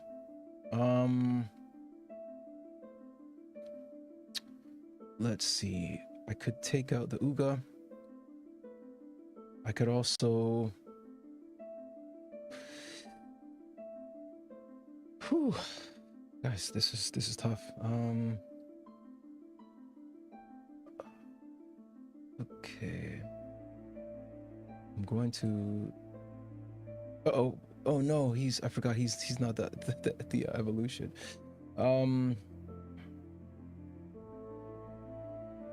This is tough. I gotta take somebody out. I don't want to trade though. I don't want to die. 3 damage. So take this dude out. Let's do that. Let's take this. No, let's take him. Let's take him out. And then we will just be patient. Let's just hold this off for the next round.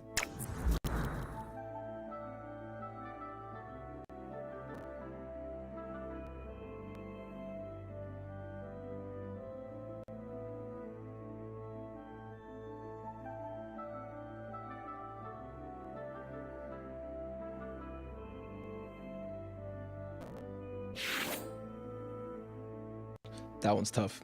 That's really tough. I wonder if he's going to go straight for the attack or if he's going to take out the Pegasaur. Not the Pegasaur, the Fury Bear. Yep. Right. And now they've got 16 damage right now to my 4. He hits me one time with those 2 and we're pretty much leveled off. Oh, right.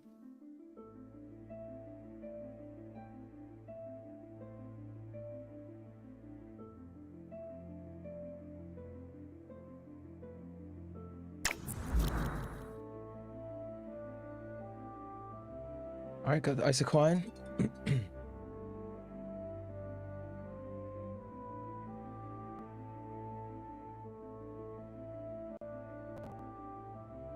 I've got to free somebody. Because I don't know, I can't take anybody out right now with any single one of these strikes. So I'm gonna take out, it doesn't really matter who. Freeze him. And I've got to play some cards. I need some cards on the field. Is it wise to empty my hand though? I just don't think so. For 2 damage, that could be useful. As you see right now, if I had that extra 2 damage right now, if I had played it before, then I would be able to take out the Divinifly. So I'm going to empty my hand. Not really my usual strategy, but I'm going to do it. It's, again,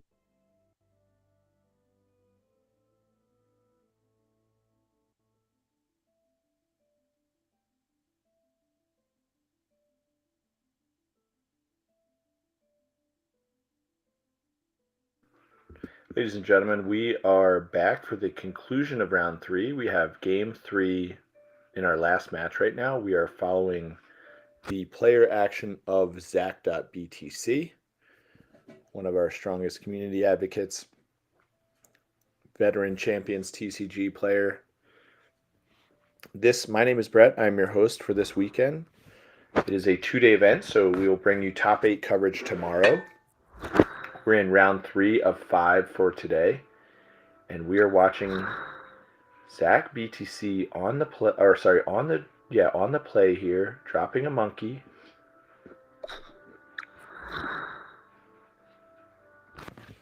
And passing. We see blends.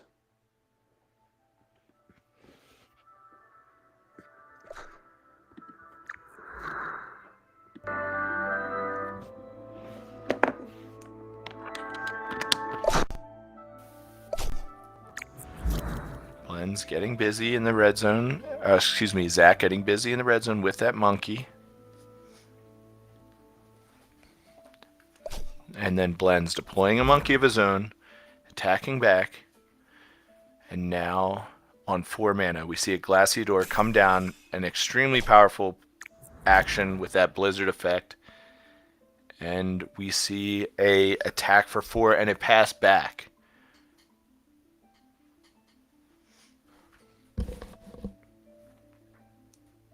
Blends deploying a monkey of his own, attacking back. And now on 4 mana, we see a Glaciador come Blends down. taking his time to think extremely about this powerful next action. action with that Blizzard effect. And we see a attack for 4 and a pass back.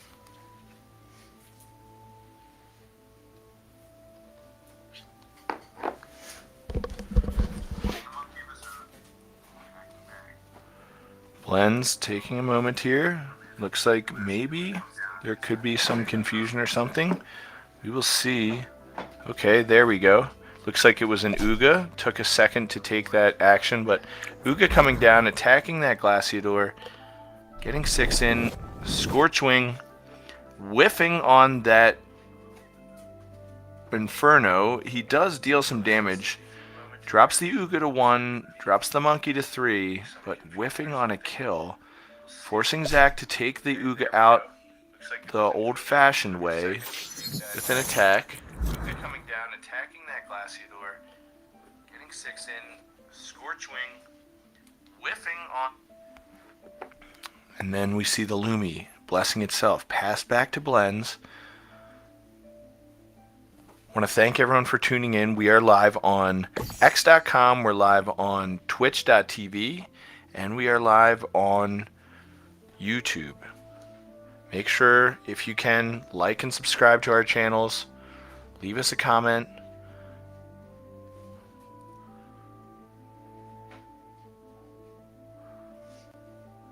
You're watching Weekend Open Series coverage of Champions TCG, a new digital card game. And Lumi comes down for 2 mana. It does have the bless ability, blessing that Enshi. That Enshi not able to profitably trade or profitably eat up that Lumi though. Still at the 7. We don't see an attack from the monkey. I think that was a missed attack. I could be wrong there. Now there is 6 mana for Zach.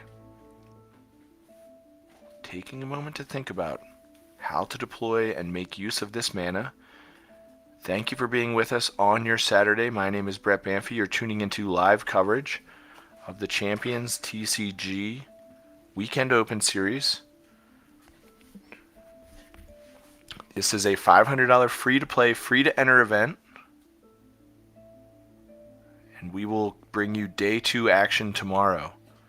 Looks like Mecha Fly comes down. I don't believe it whirlwinded anything. And then we see, okay, so there was a whirlwind. Excuse me, I just missed it. All right, passing back now. Monkey getting busy.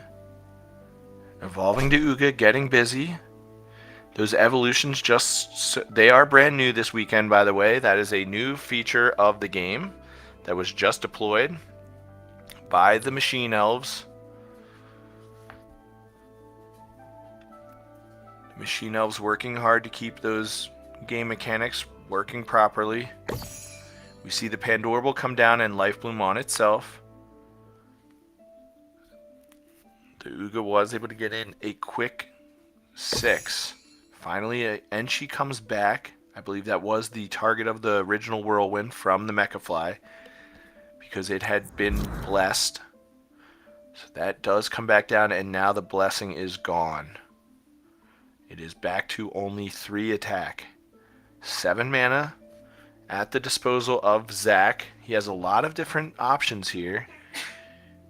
He could go with an Uga Chief and a Pandorable. He could also go with a Panthu or a Glaciador. Looks like he opts for the Glaciador, playing the long game, playing that Blizzard ability. Uga is now frozen for 2 turns. We see Mecha Fly coming down with the Pandorable's Life Bloom and getting busy again. 4 in the red zone. So now this Uga, this is the first turn that this Uga cannot attack. And we see the Pandorable and the Enchi now. Only ones that can attack.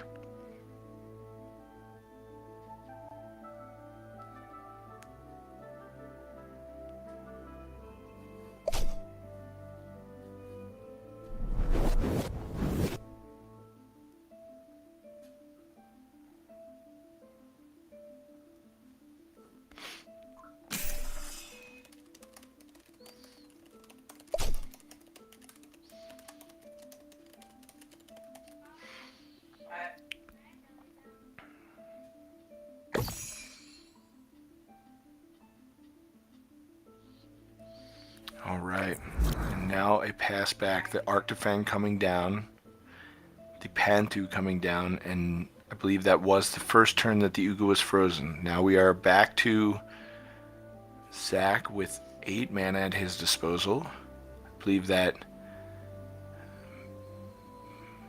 Uga Chief for 6. Glaciador coming down can attack. That Mechafly is frozen. And here I believe this is the second turn that Uga will be frozen.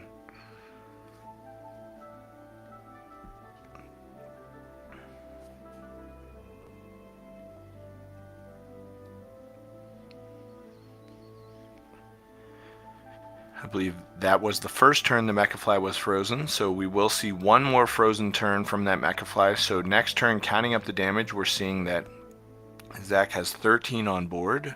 The Uga Chief comes down, and she gets that Pandorable off the board. We're going to see an attack from this 6/9 Arctofang, an attack from the Panthu, and an attack from the Uga Chief. The question is just where will they be directed? Now we see a Monkey enter the board. The Uga Chief's trade, so playing conservatively here with blends. Also the Panthu trades. Excuse me, not trades. He does eat that Glaciador. So the Panthu able to survive, dropping Zach to 32 and passing back. Now that was the last turn that the Uga was frozen, so we will see an Uga attack next turn, likely, unless Blends forgets. Scorchwing coming down does deal 1 to the Arctofang, so a relatively unimpressive Inferno, but it does take down that Monkey and survive, so you cannot really ask for too much more than that. The Uga Chief able to eat the Arctofang, and not able to deploy the Panthu because there is no Pandorable on the board to evolve, and also only 1 mana. That was the second turn that the Mechafly was frozen. So here we see Uga eat up that Scorchwing, and now evolve into the Uga Chief. So a double attack from that Uga Chief evolution, very strong. Uga Chief taking out the Mechafly, which would have been unfrozen this turn, and now we see an Arctopal come down and trade with that remaining Uga Chief. Very strong turn from Lumi. A blessing on the Enchi, attacking for 6. And I think the Panthu attacked already. No, it did not. But it is blessed with the Lumino, and he spent full mana value for that Lumino. Was not able to evolve the Lumi due to the 1-turn waiting rule. And we are seeing Zach up against the ropes right now.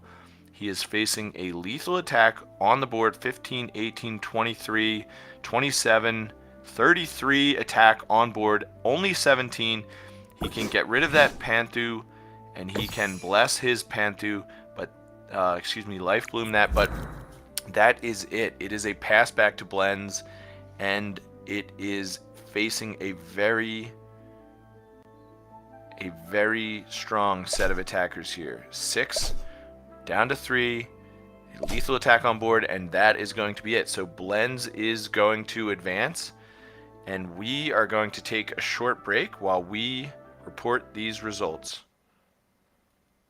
And while we're waiting, we will switch you back to previously recorded coverage of Blends piloting his daily $50 ranked play action. My name is Brett. Thank you for being with us on your Saturday. We'll be right back.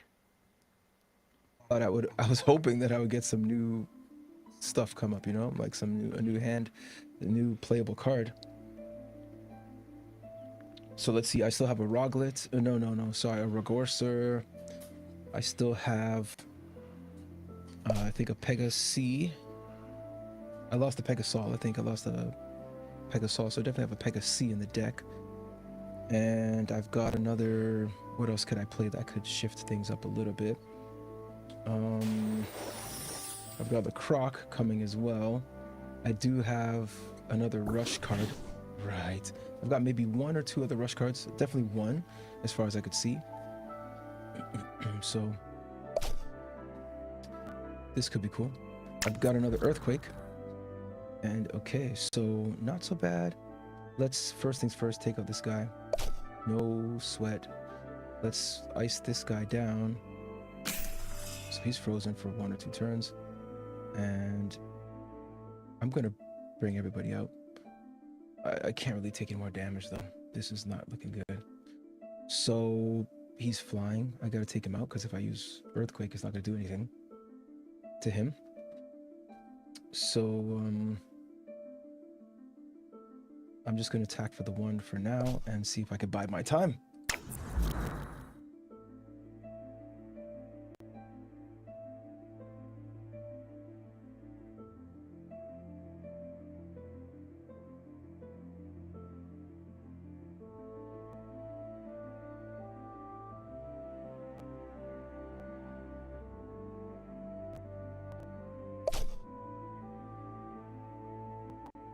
So he's got 8 damage coming my way, at least. That still won't settle it, or still won't level it off, but we'll see what I can do with this.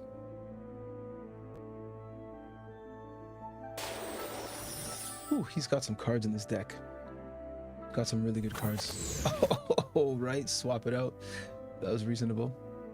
Oh. So far, we've got this guy here, Krakleroth. He is currently frozen. We don't have much other damage to go with, so we have to take out this guy. There's almost no choice. We've got to drop this out there, take our little 3 damage that we can, deal it where we can, and go in for our sneaky 1. Ooh, guys, we're our backs against the wall, but he's got 1 card. All I need is 2 good cards. If I get an Earthquake, which is not ideal because it will take out both of my cards. Oh gosh, this is tough.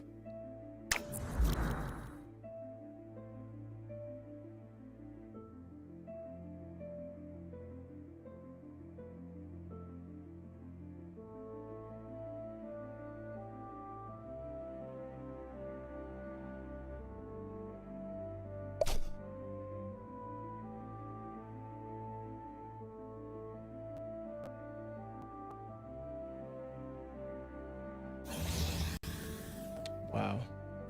Wow. Okay, this is a serious deck. This is a serious deck. The late game play is good. I've got limited resources right now, as you guys can see. So I've got a 4/4.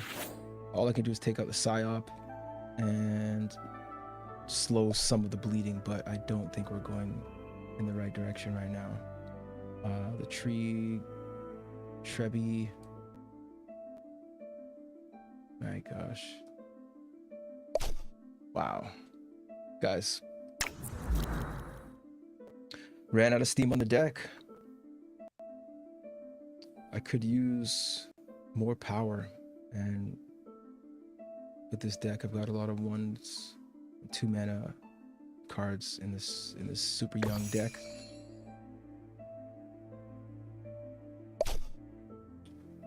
Yeah.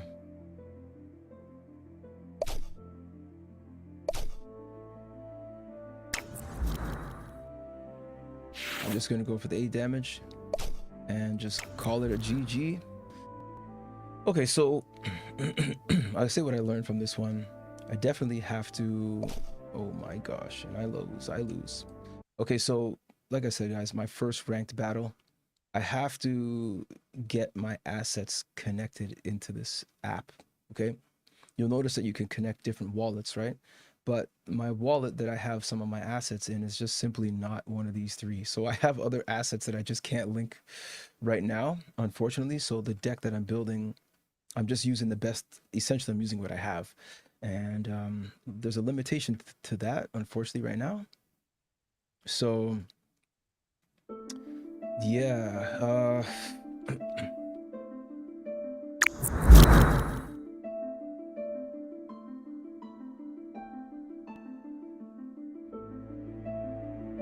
Brett, can you hear me?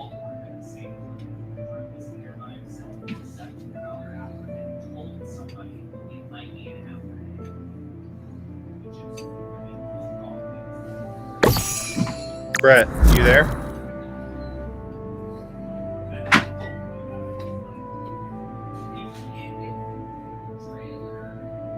All right, it's me versus Brodnick here.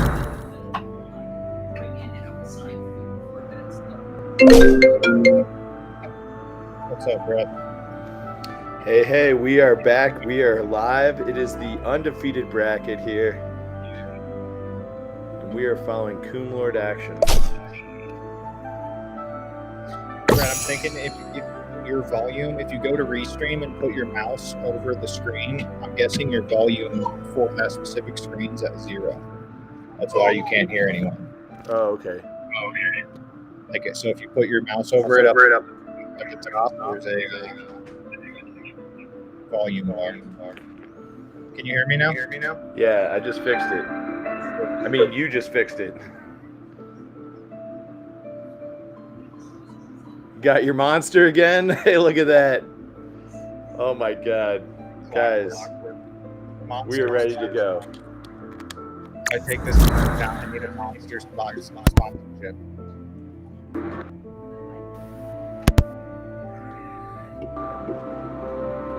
And I just want to put it out there. We are streaming live to YouTube, to Twitch, to X.com. If any of our listeners out there has a connection to the Monster brand, we can get some premium prime product placement on our streams right now just by following Coomlord's undefeated start to this event.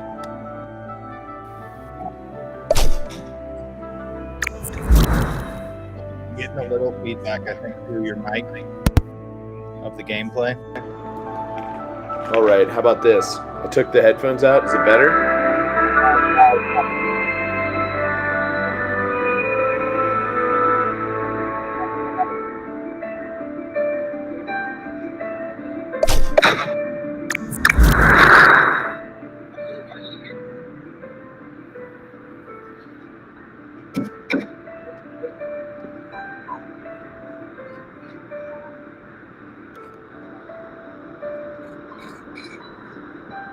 Should be a little bit better now, yeah? Yep. All right, and we are in the undefeated bracket here. We are seeing Uga.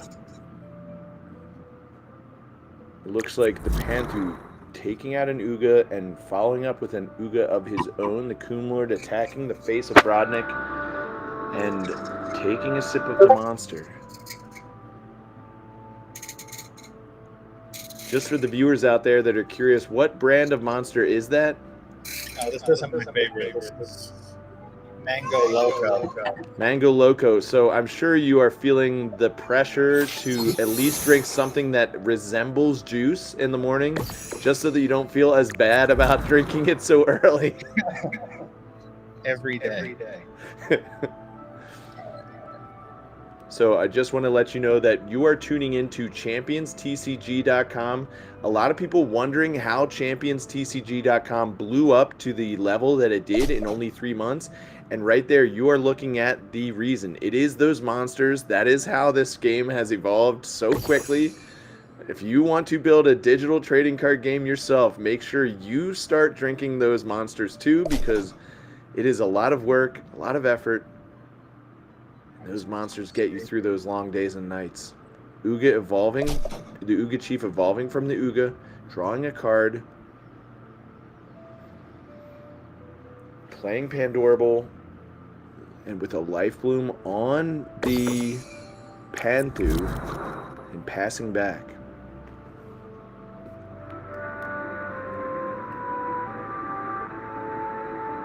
It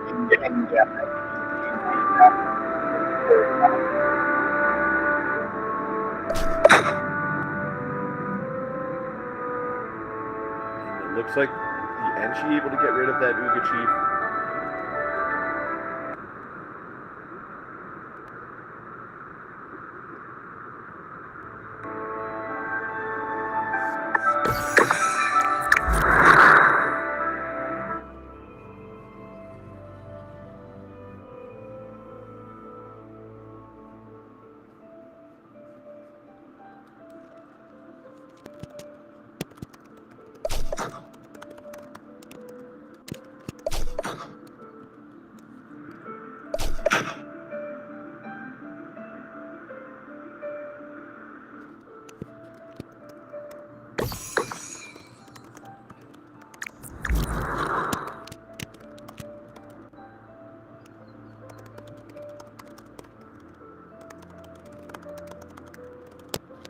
Dex can't change tomorrow, right? What's that? Dex Same decks for tomorrow. better headphones on. I talk, we're getting feedback on through your You're getting some feedback, right? yeah. All right, no problem. Let me see what I can do there.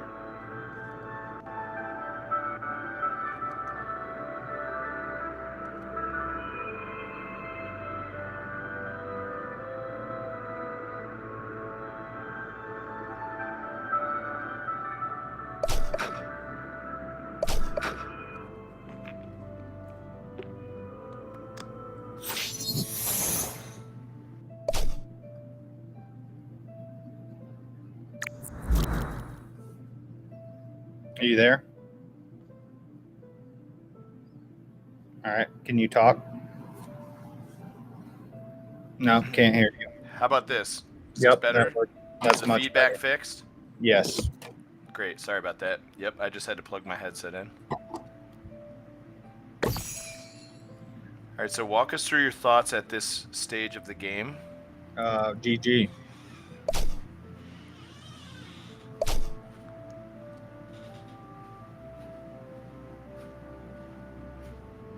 GG. Looks like that is going to result in a game 1 victory. Just too early, too fast.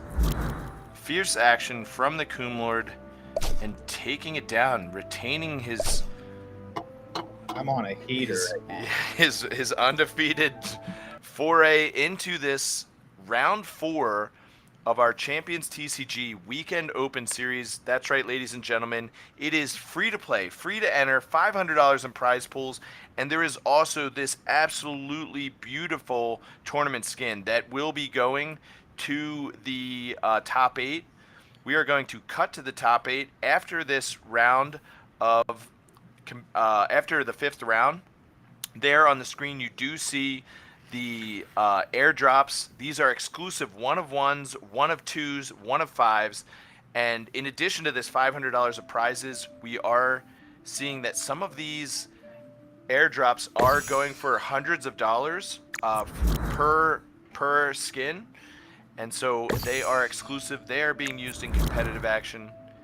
We see the game begin. Brodnik on the play starts with a Pandorable Life Bloomed, followed by a Pandorable from the Lord himself, and back to 2 mana with Brodnik, taking his time to think about this.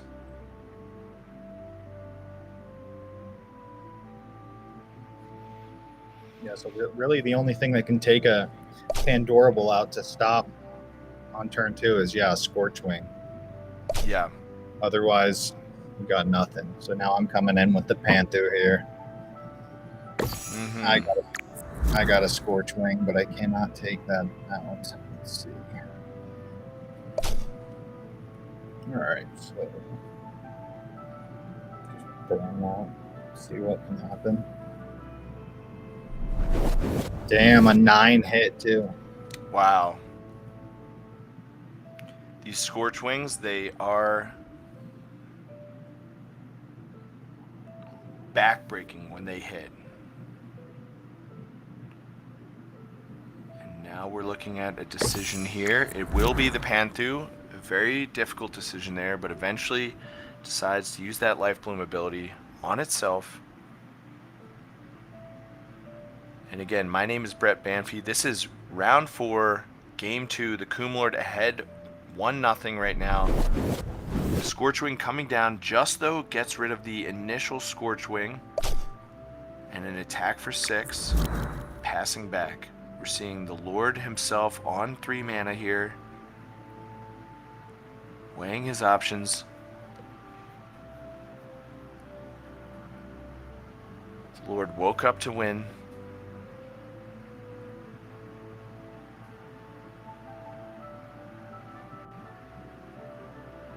Lumi getting busy. Blessing that Panthu.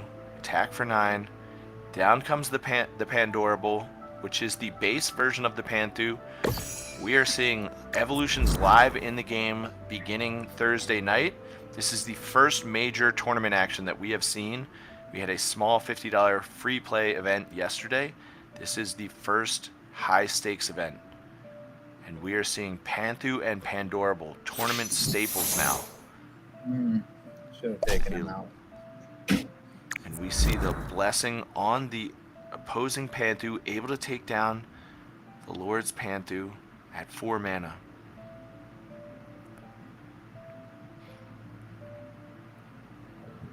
Brodnik with 4 cards in hand, Lord with 5.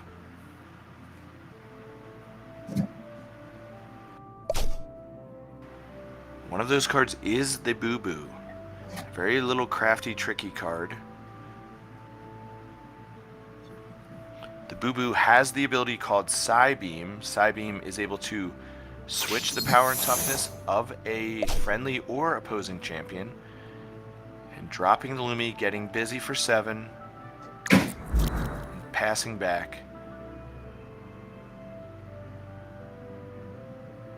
Now the opposing, now Brodnik, I believe on 5 mana, drops the Endpaw. Life Bloom on the Lumi, attacking the other Lumi, the Lord's Lumi, and now passing back. So we see a 7/8 Lumi and a 1/2 Pandorable.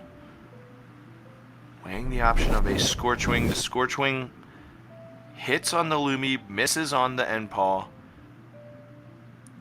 Does deal some damage, but not lethal. Gets busy with the Pandorable, gets busy with the Lumi, and we see an evolution now. The Lumino.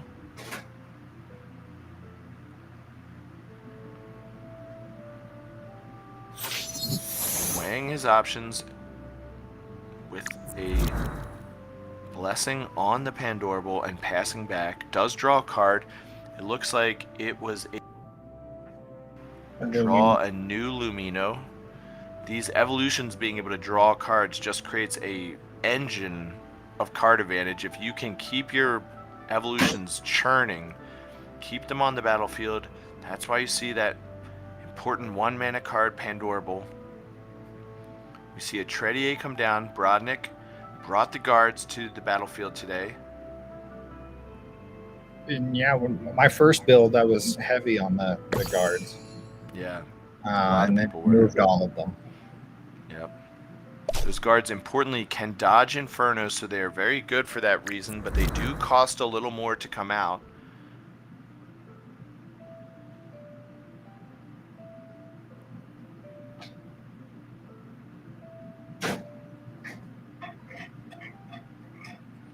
Lumino attack for 6. Scorchwing attack for 4. Down to 24. Dropping the Cactolord and saying, I ate my Wheaties this morning, did you?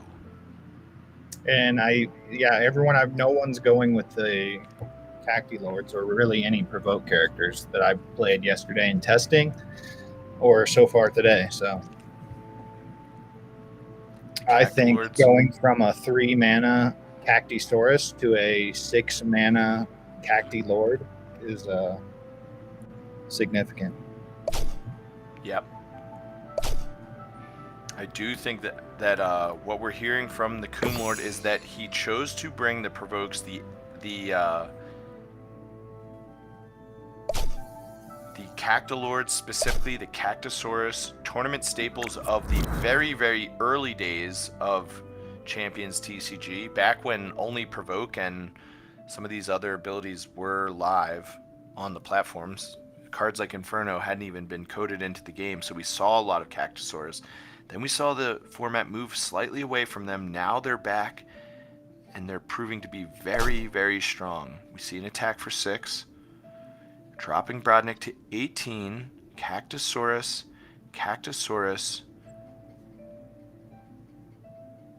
weighing the options, 1 mana remaining. Trying to decide what is the correct course of action here. A lot of Treyguard in there somewhere, so. A lot riding on this match right here. We do see a double provoke down from the Coomlord, so it will be able to at least soak up some of these coming attackers. They could trade with double N-Pawls there, and that would leave that Uga Chief free to attack.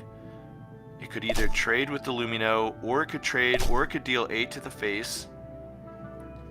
What does Brodnik want to do? Does he want to play aggressively or defensively? Neither play, aggressive or defensive, looks like it's too promising. But the Glaciador, the third option to just play aggressively and defensively, and wow, an attack for 15, and suddenly the Coomlord on a 2-turn clock here. How is he going to get out of this? 8 mana at his disposal. That Lumino is frozen this turn. Lumino, Boo Boo able to come down, revert that Uga Chief back to a 5/11. Very strong play by the Lord. Uga coming down. Oh shit! I did not. That was a fucking misstep. Slight misstep from the Coomlord. Needs to gather himself. Needs to compose himself. That's GG for me. I don't know what I was thinking there. I had that Uga. Why did I just flip that? He's going to take a attack for at least 19 right here. And he does have 13 on board. With the Lumino, that is 16. So he could, if he survives this turn, he is representing 16 attack back on the crackback.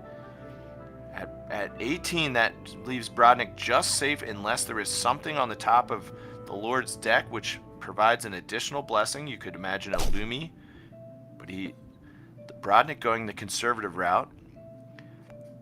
Instead of attacking for 19, dropping the Lord to 8, he does take out the Uga. This changes the math now. Now the Lord has an attack for 7, would drop Brodnik to 11. And a Scorchwing, again changing the math, but importantly leaving that Lumino on the battlefield here. The Lord has 14 on the crackback, just barely outside of the range. Damn. And we didn't see a rush attacker from Brodnik last turn, so potentially doesn't have one.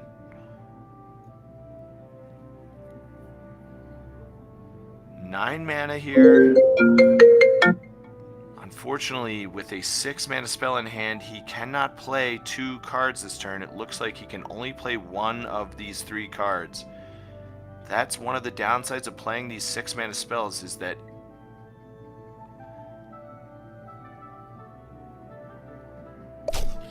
that's GG. God damn it. Yep, that was a misplay. I could have taken out that Uga Chief with just the Uga. I wasted the fan boo there. all right, and we're starting to see the first signs of the Lord. All right. Facing a very difficult opponent, a very crafty Brodnik.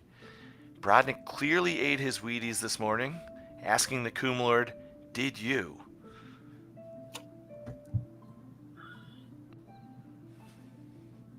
Importantly, Brodnik winning that game 2 and Coomlord putting Brodnik on the play game 2 does allow the Lord to take the all-important play on turn on game 3. We see a pass back, and then we see a Pandorable, a Life Bloom on itself, followed by Illumi. Bless that Pandorable, pass back, a very strong start for the Lord. Nice. A Scorchwing comes down and it whiffs, but it does stick around. Nice.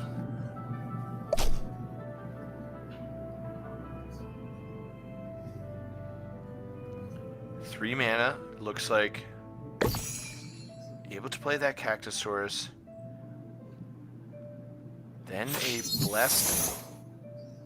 Then an evolved Panther, evolved Lumi from the Pandorable and the Lumi. The Lumino blessing the Cactusaurus and the Panther life blooming that Cactusaurus. So Cactilord is 6 mana and a 7/7. This Cactusaurus 3 mana and an 8/9. Which would you rather have defending you? I know what I'd rather have. That Cactusaurus. Very scary. Pink hair. Big snarl on its face. And it is prickly. With the provoke ability, forced to attack the Cactusaurus before the Lord himself. And you see that attack. It is a futile attack. And a monkey attacking, and that is a futile attack. And the Cactusaurus survives. And with so many Life Bloom cards in his deck, you love to get that turn pass back. And the Cactus still on the board. We see a monster attack for 20.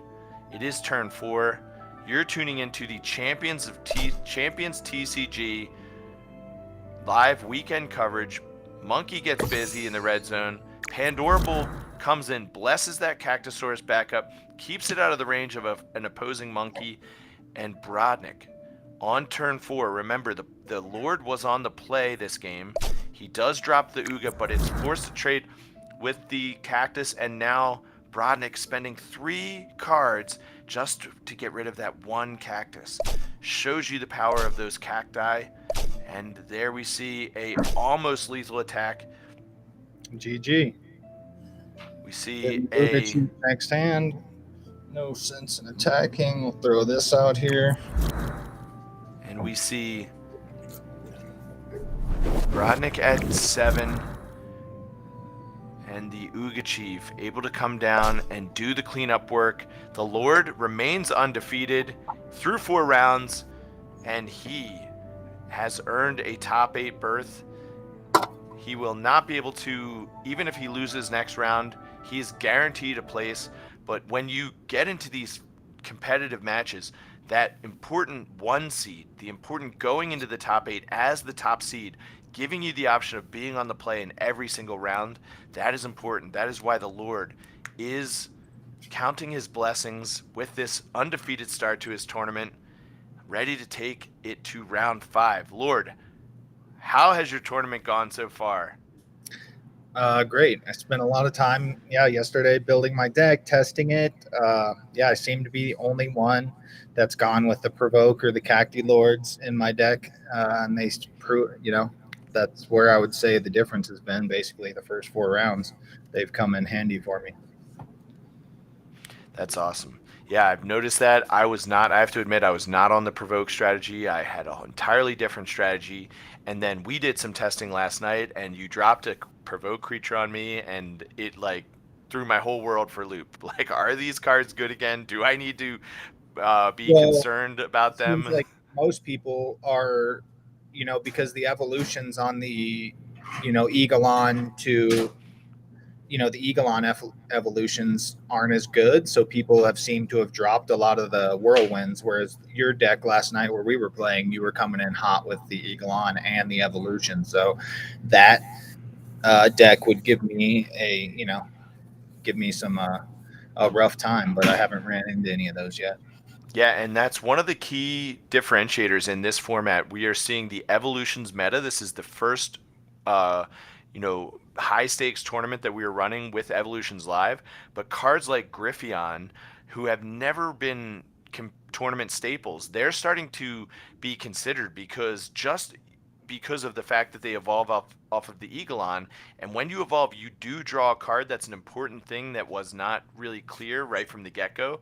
So we're seeing that, potentially play into these decisions. But many people keeping those Griffeons out of the deck list, and we're seeing the Coomlord reaping the benefits of that with these large Provoke creatures. But I have to admit, I don't think it's just the Provoke strategy that is giving you the key. I mean, we saw you rip through the field right now. You are just playing on fire. Your deck is performing really, really well. and really what I'm seeing is just a strong strategy around evolution. So what was your first approach to evolutions, and what did you end up settling on for this event? Yeah, here we go. I got my deck pulled up here. So yeah, I've got 9 rushes, all the monks. Yeah, I feel like you pretty much have to have the Pandora Bowl and the Panthus. You can drop a Panthu on turn 2. It's creating some issues. And then, yeah, I don't, Inferno evolutions, I think, are weak because, most of the time you're throwing a Scorchwing out there and it's just killing itself or a Flammy, whatever. There's no real sense in building a deck around the evolutions for Inferno. And then, yeah, I've got the 6 Bless as well. So the only Bless characters I have, or champions I have, is Looney and Moon. Yeah.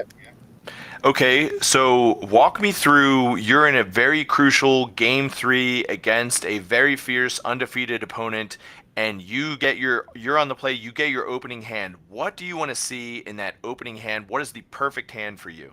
Pandorable with a Panthu on turn 2 because it can't be killed. So you Pandorable yourself. Like no monk can take it out on turn 2. A monk plus a Pandorable still only gets you 5, so it's left allowing me to, regen. It was everything that attacked that Pandorable was a waste because I get to come in full power Panthu.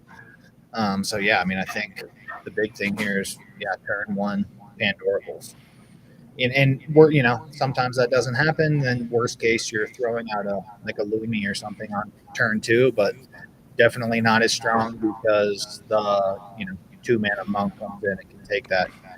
So really you're off to a huge advantage if you get a Pandorable in turn 1.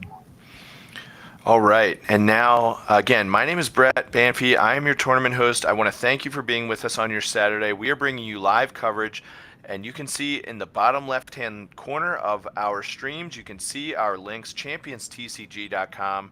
This is Champions of Otherworldly Magic tournament coverage, the live at our weekend open series, $500, free to play, free to enter. Join the Discord, discord.gg/Coon Battles, and we are bringing you live coverage, and the top 8 who we will cut to after the next round. We will resume coverage of this event tomorrow. I believe we are starting at 10 a.m. Eastern time for the top 8. We are going to reseed based on the day 1 results. So we will reseed as a 1 from 1 through 8. And then the 1 seed will play the 8 seed, and vice versa. 2 will play 7, 3 will play 6. And in addition to those $300 for first place prize for our free to play events, $150 for second place, $50 for third, we are also debuting this gorgeous tournament airdrop skin. This is in honor of our evolutions being live and active in the game. We see that the baby version of the evolution is the Fungu, that gorgeous little mushroom, that Aminata muscaria on the top of that Fungu's head, kind of reminiscent of the toadstool from Mario. And then we see the second version, the Terror Cap, a lot meaner than that first version, but the art on these is just absolutely gorgeous. And finally, we see the fully evolved version. The Doom Mush is a 1 of 1. These are extremely rare skins that are fetching a premium on the open market. Again, one of the unique aspects of this game is you can trade, buy, and sell these assets. And the Coom Lord, walk me through some of your thoughts about where you think that meets the player needs in terms of playing for these tournament prizes and then being able to sell them on an open market. Us going out and kind of talking to some of these physical game stores, and it just seems like you're missing a huge arm of what TCGs and everything are all about if you can't buy and sell and trade these cards with people. So that's a huge incentive, giving away things like this. Sometimes in tournaments we airdrop everyone just for entering, so yeah. And even the weakest card, it's still extremely rare. We did like a 32 card drop, I think, for tournament number 1, and the most common card in that was still like a 1 out of 20 something, and those are selling, like you said, over $100. But I just think it's big for anyone interested in this genre of games. The ability to buy, sell, trade, simply is huge. Yeah, and the event that we're playing today, these are our weekend events. So our weekend events are 2-day events. We start on Saturday and play a full 5 rounds of Swiss.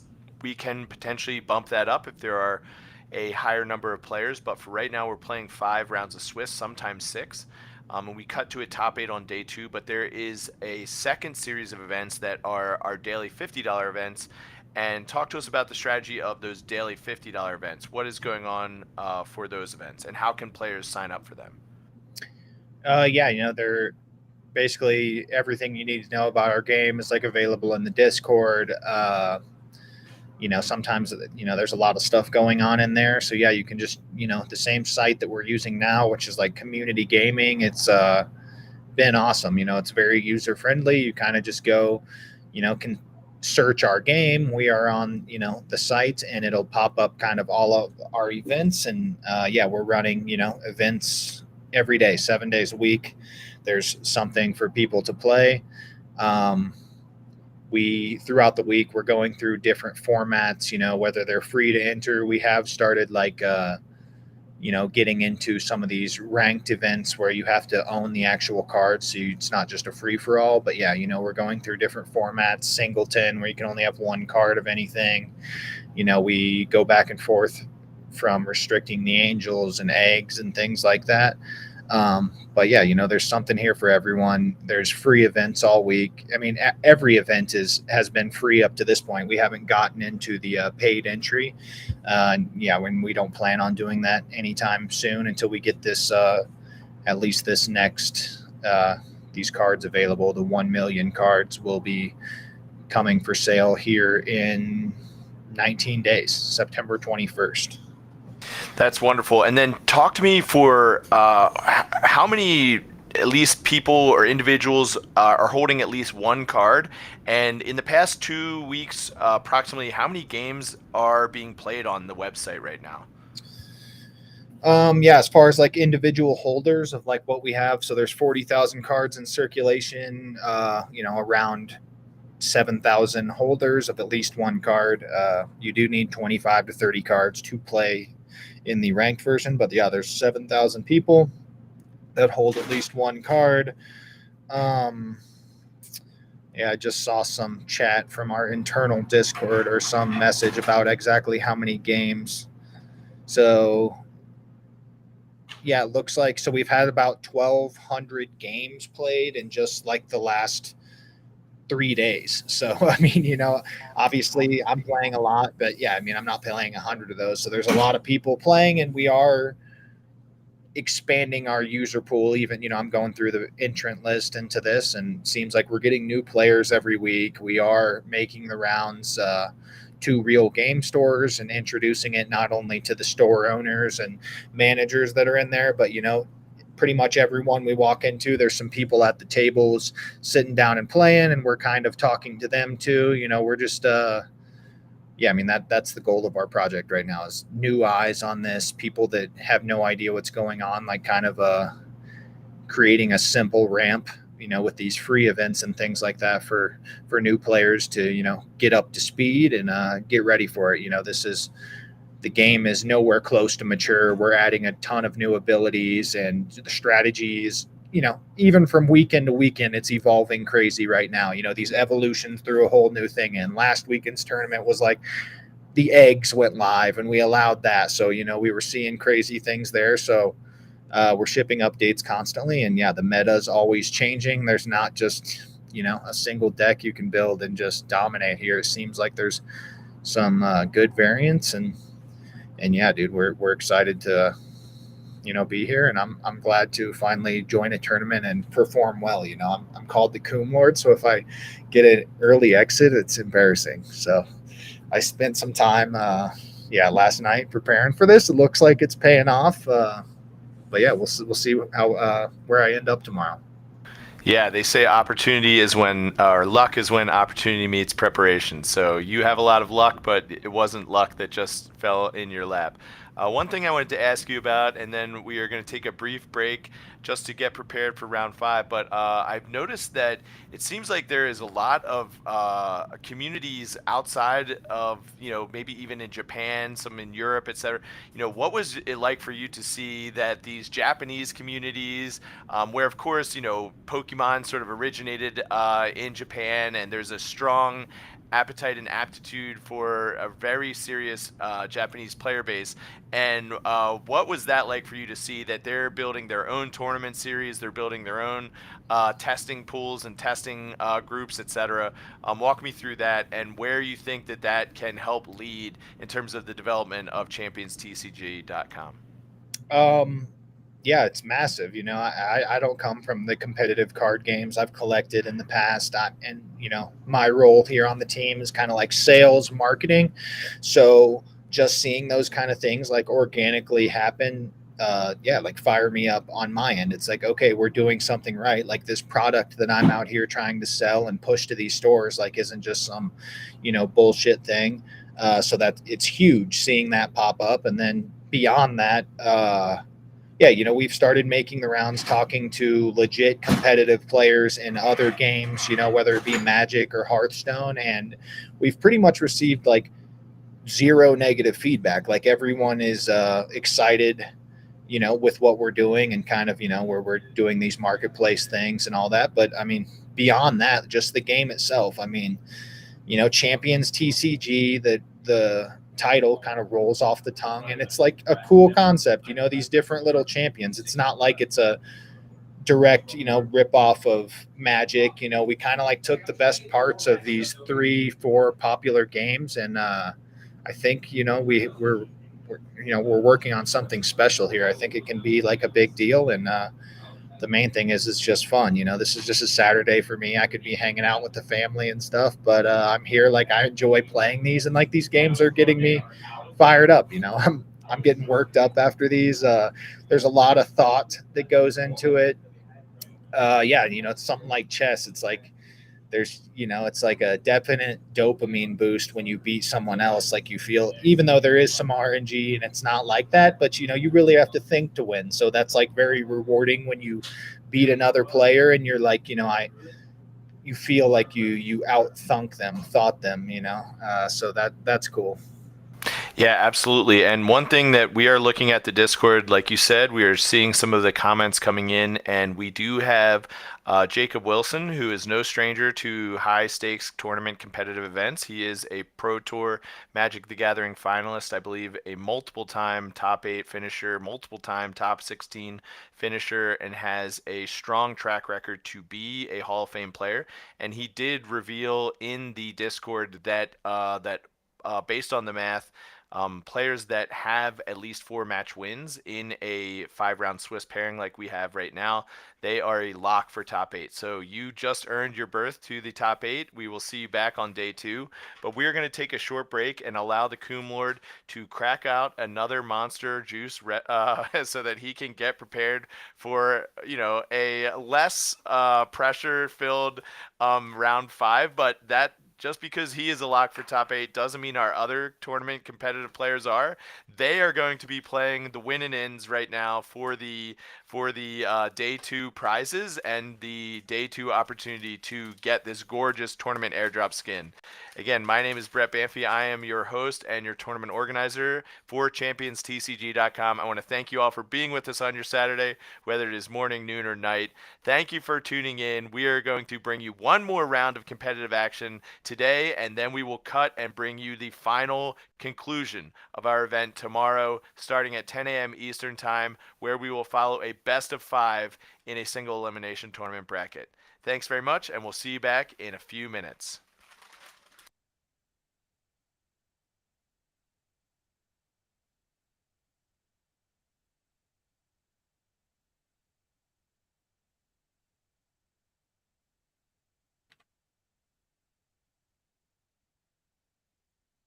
Yeah, it doesn't mean it'd be any different though. And you play, I see. Yeah, I'm gonna have to work this out. definitely gonna have to work it out. Got to work out this match. So anyway, that was round 1 of the tournament. My first ranked battle. It was an L.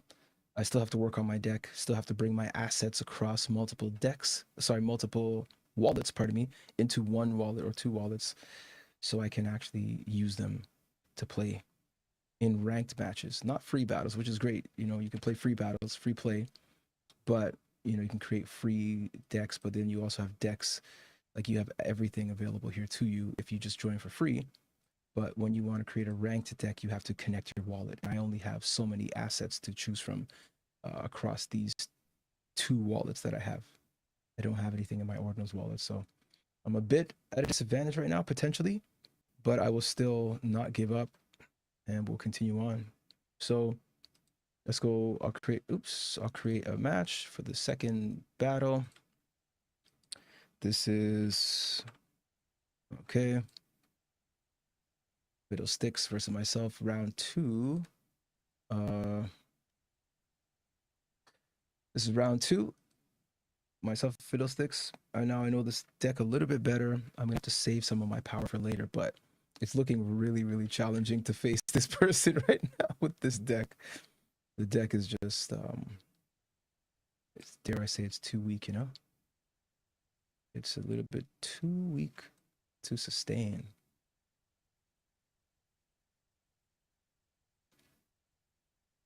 But we don't give up, do we? No, we don't. We don't give up.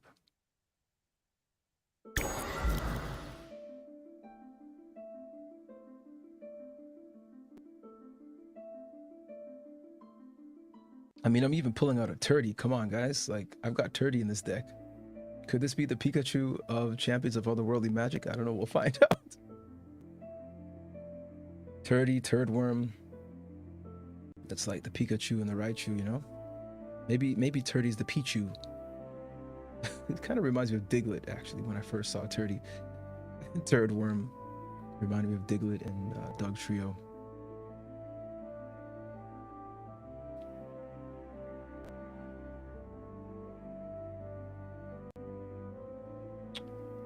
Let's do it. Let's do it.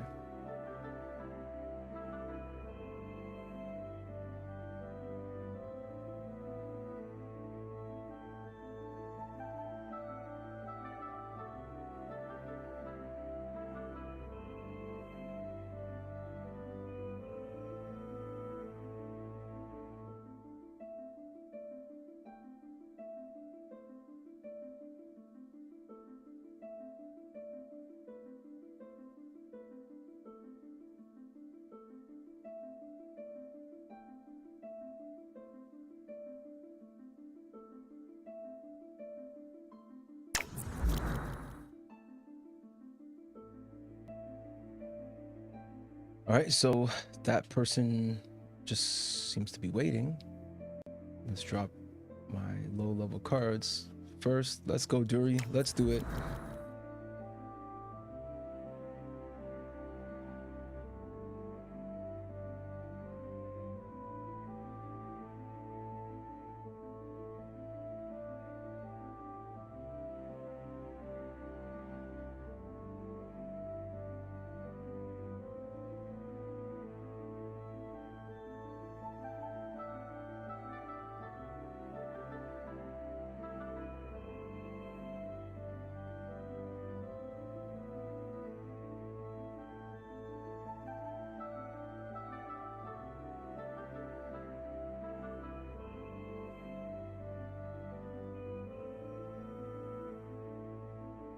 All right, we'll see.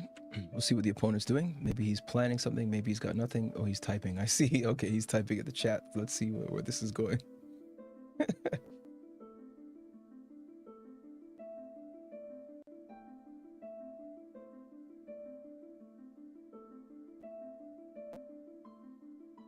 So guys, I'll be honest, it's not all doom and gloom, but I'll be super honest. I'm missing some cards, right? No guarantees they would be the top of the line, but I do have cards across 2 other wallets. So I only have 2 wallets connected, so I use what I could. And not to mention, this is a single card only. battle, so no duplicate cards. So ideally, based on these 2 wallets, I would have been able to mint another. I would actually have been able to add another, I think, another 2 fairly powerful cards to this deck. Had I been able to connect, had I been able to play multiples, but then again, other people could have done the same thing with even stronger cards, but yeah. Let's do it. Not giving up though. Not entirely sure what's happening on this player's side. Maybe he's busy, or I don't know. Not sure. Let's just be patient. Let him do his thing.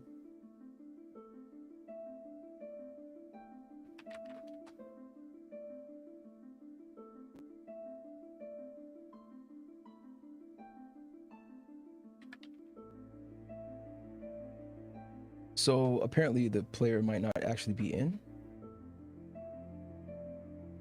He might not actually be in, so I may have to actually cancel this match and try again.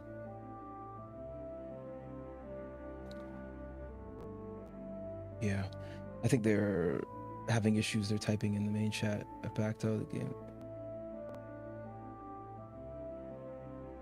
Oh, it gave him first. Oh, okay. All right. Well, I'll create that match first. I'll create the match, ranked play. Let's do it again. And let's create fiddlesticks. Let's do it. Guys, we got to start again. The player joined a little too early. And so ideally, the loser creates the match, the game.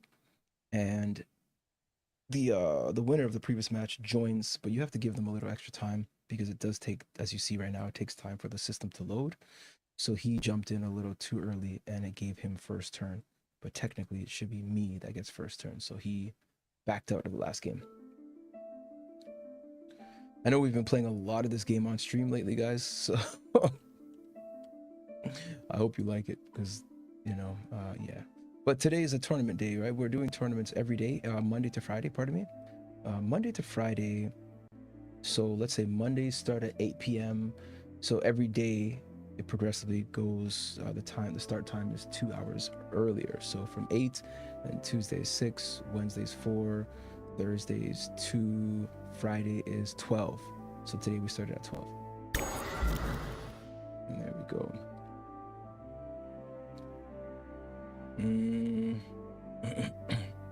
Guys, this is looking so bad. Let me just drop this right now. Get the 4. Last match, I didn't even have a chance to use my monkey much. I used them once, but I used them essentially to take somebody out. This time, I'm glad to at least get a little damage.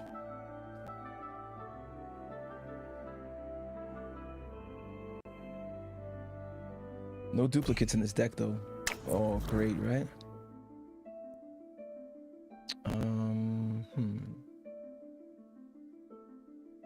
Jeez.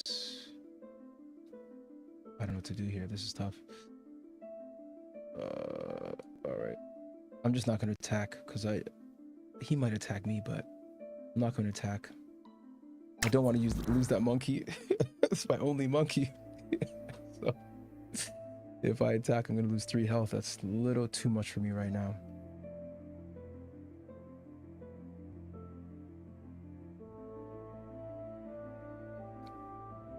Just a bit too much for me right now. Wow. How is he oh, he played. I was gonna say, how did he get this card? Oh gosh, look guys, look at, oh my, are you seeing this now? Are you seeing what I'm seeing? So now this guy is at 5 damage. Okay, whirlwind. I'm gonna whirlwind. Well, first of all, I'm gonna whirlwind this guy out of the match because he costs 8 to bring out. Come on. Let's get him out.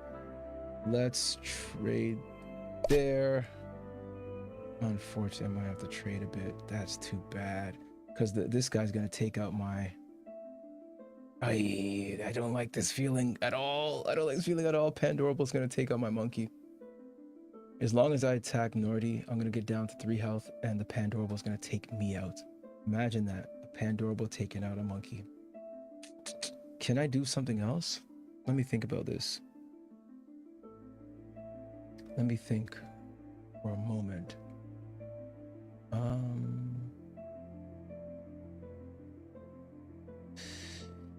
I don't know if that's a trade for me right now. I'm gonna wait. I've got to hold my monkey.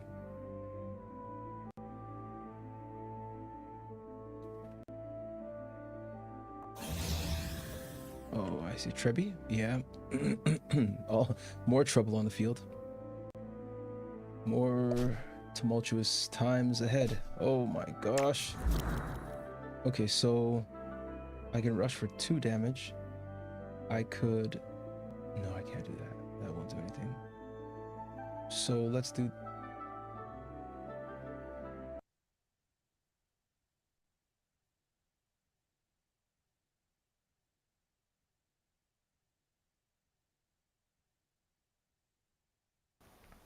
All right, ladies and gentlemen, we are back with live coverage. Round 5, winning in. We're following Cope.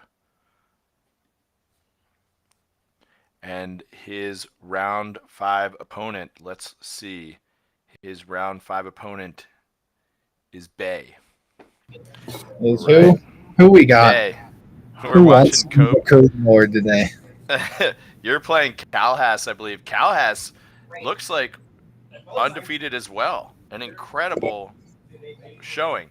And really, we're seeing the results of this preparation because both you and Calhas spent a lot of time evaluating the new meta with Evolutions Live.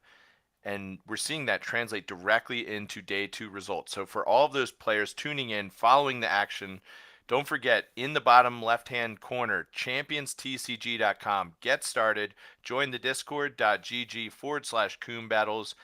And yeah, you can spike one of these big events. You can earn a berth into the top 8 day 2 action tournament coverage. And things are just spicing up here too, because not only are we doing these beautiful tournament skin airdrops, but we are also seeing that there is a much larger prize pool as well coming for some of these tournaments that are coming down the pike. So those have not been officially announced, but we are seeing, get started, play these $50 free to play, free to enter daily events. Get, the preparation, figure out what is your strategy in the new Evolutions meta, convert that to tournament success in our weekend events, and ultimately the goal is to reach our world stage where we will be, maybe kind of presenting from someplace tropical. Maybe we can get to Hawaii or something like that. That's what I'm going to pull for as the commentator. It's just easier to commentate TCGs when you have, a Mai Tai in your hand. So just throwing it out there. Can you wait? So yeah, where's Calhas in this tournament? Are we both in top 8? And my game's running. If you want to throw it up there, I don't know who we're streaming. Yeah, so I have Cope live here, so I'm going to cut to Cope's coverage, but we are going to come back to the Coom Lord. But Coom Lord as a lock for top 8 here, we want to follow Cope, who is a win and in. He has to win to earn his berth, so we're going to cut to his coverage. No offense, Coom Lord, but... I just dropped another Scorchwing, too, and just decimated the whole board, dude. My Scorch, it literally... the math doesn't add up how hot my Scorchwings have been today, dude. Hey, it adds up. It is not Scorchwing. Trust me, it is that monster juice that you have. That's your secret. Yeah, you're a Coom monster. You need to change your handle. And for anyone out there, we have a viewership on both X.com, on YouTube.com, and on Twitch. If you have an in to the Monster brand, let them know that we are doing some massive product placements here for them. And it's only going to get better as the Coomler gets deeper into this day 2 coverage. But yeah, right now the Coom Lord is playing for the number 1 overall seed. It is extremely important to have the play in some of these matches. But we are bringing you the live action of Cope. He is on turn 5. He's facing an Uga, and he is, and also a Scorchwing and his opponent is Bay, one of our Japanese players who has built their own tournament circuit out there in Japan. They are running weekly events, I believe. strategizing and competing with each other. Uga comes down from Cope, attacks for 6. Then we're seeing Pandorable, and it is buffing up that Uga. Now that Uga getting a Bless or a Life Bloom from Pandorable somewhat signifying that he doesn't have the Uga Chief. Otherwise, you maybe would have wanted to Life Bloom that Pandorable.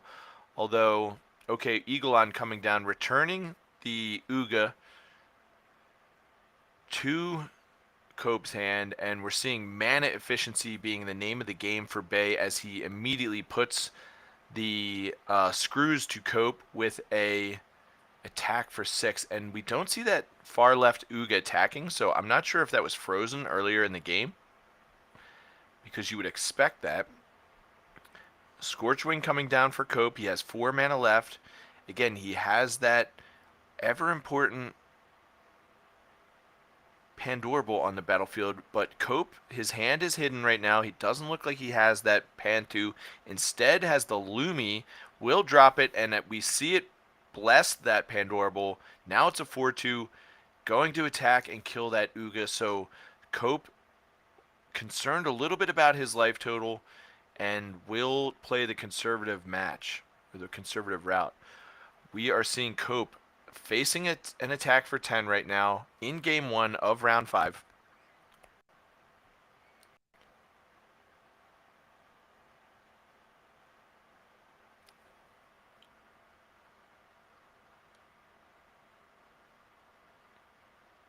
Cope does have, importantly, 11 attack on the battlefield. Another Icy Quine coming down, freezing that Scorchwing.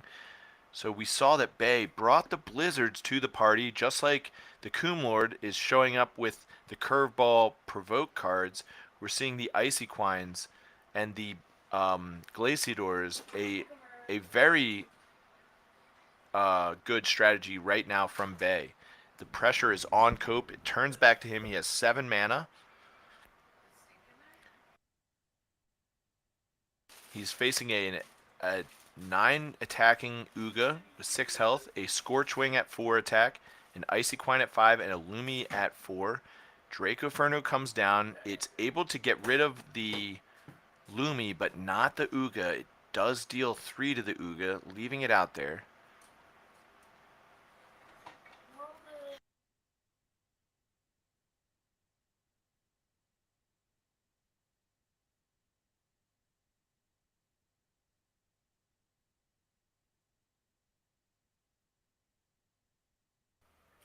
Now we see Lumi attacking that Icy Quine.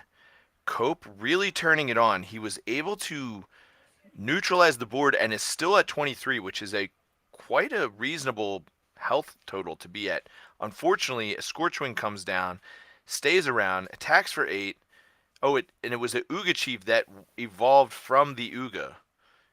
Very, very devastating attack. Now Cope down to 11. He does have a Dracoferno and a Scorchwing. Both are parts of the evolutions of each other, so Scorchwing is the early form. Dracoferno is that middle form, and then we have the final evolution of the Dracoferno is the Crematorius. Not many people have brought that to the battlefield, although I did play test some of it last night. And we are seeing a blessed Uga looking like it wants to take out that Uga Chief. Cope, a old school Magic the Gathering player. A lot of tournament success for Cope. He life blooms that Uga. Importantly, able to keep that around. And he is at 11, but he's facing an Uga Chief here, so he will be at 3. No, it is 11 because the Lumi comes down and blesses it. But I was going to say, Cope really seemed like he could have shifted control right there, but those rush creatures just so strong. Coomlord, check in with us. What happened for you in game 1? Got wrecked. I mean, he won the coin flip, so he went first, and I just never could really get my feet under me. He got a Nuga Chief early and couldn't rebound. So, yeah, going right now. Gotcha. So we are seeing – yeah, go ahead. Oh, no, I was going to – sorry, I'm listening to the stream. Yeah, just want to drop – do we have the stream link, like, posted in announcements or anything? For other players to watch the stream? No, but let me go grab that. Or I got it. Maybe we'll just wait tomorrow to do a big announcement for it. So I'll just drop it in the general. Yeah. And then we do have it on 3 platforms, so X.com, YouTube, and Twitch.tv. And we are watching Cope. Cope did lose game 1, I believe. Yes, so his opponent is Bay. Bay on the draw game 2. This is a best of 3. Cope begins with a Pandorable, blessed Life Blooming itself, passes back from Bay. So no turn 1 play. A lot of these players playing with these 1-mana Pandorables and Leafies, but Bay choosing not to. I haven't seen anyone with the Leafies except you. Yeah, I was on Leafies over Pandorables, and I even went to the I bought 3 Luminos last night, and yeah, got my Ella Leafs.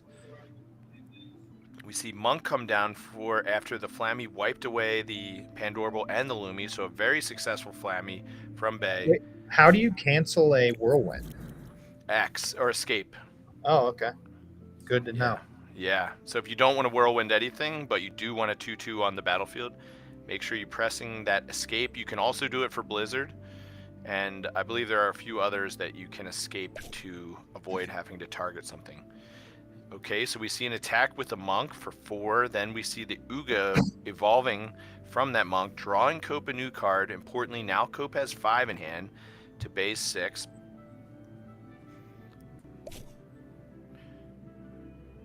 Bay was able to get a slight card advantage by using that 1 Flammy to take out 2 of Cope's creatures. And then we see an Enchi come down, Life Bloom itself, and a Pandorable that Life Blooms that Uga, and that Monk not having a lot of good attackers that he can square up profitably against. He can attack that Enchi, but does not kill it. We see the Eagle-On come down, return the Uga.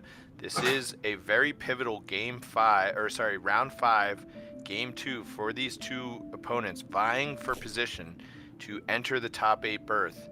An attack from Monkey coming down, 2 attacks from Monkey. And here we see the pass back to Cope. Cope with Enchi on the battlefield looks like it could trade profitably with that Eagle-On. But he's going to start with the Scorchwing. It survives. It takes out a Monkey and an Eagle-On. If he had attacked and killed that Eagle-On, he would have been able to guarantee the damage to the other Monkey, but electing not to.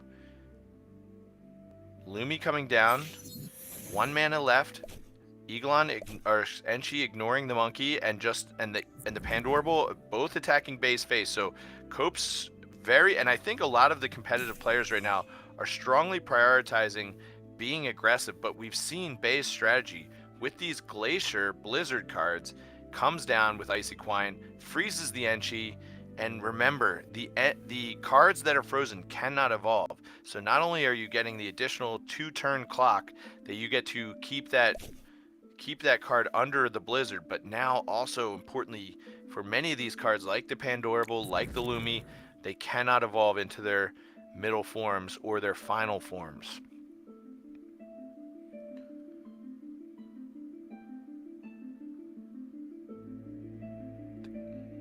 I'm going to take a break here from this action just to check in with the Coomlord. How is your game 2 going, Coomlord? Not good. Yeah, so if you don't, I didn't have any Pandorables on turn, for the first 4 turns. So you don't draw it, then it becomes a huge weakness. Exactly, and that was why I was off the Panthus, because you're really hitting the opening hand lottery with them. Yeah, but when you hit it, they're Yeah. extremely strong. But yeah, we're seeing some of the Occam's Razor. We're seeing the double-edged blade that a lot of these players are playing with by leaning heavily into these evolution strategies. And now we see a Inferno that cleans up some of Cope's board. Cope, importantly, still at 43, Icy Quine on the battlefield, but facing an Enchi. The Enchi is frozen, recall, so Cope on 7 mana. Taking his time. Again, Cope is a strong Magic competitive player with a lot. Oh, Cope has his own Icy Quines So at first I was thinking Bay was the only one in the Blizzard party, but that is not the case. We're seeing a possible Icy Quine come down, freeze this opposing Icy Quine, and that's it. On 7 mana, only a 4 mana spell. Bay is at 24. He's facing a 6/7 Enchi. I believe that Enchi will be thawed next turn.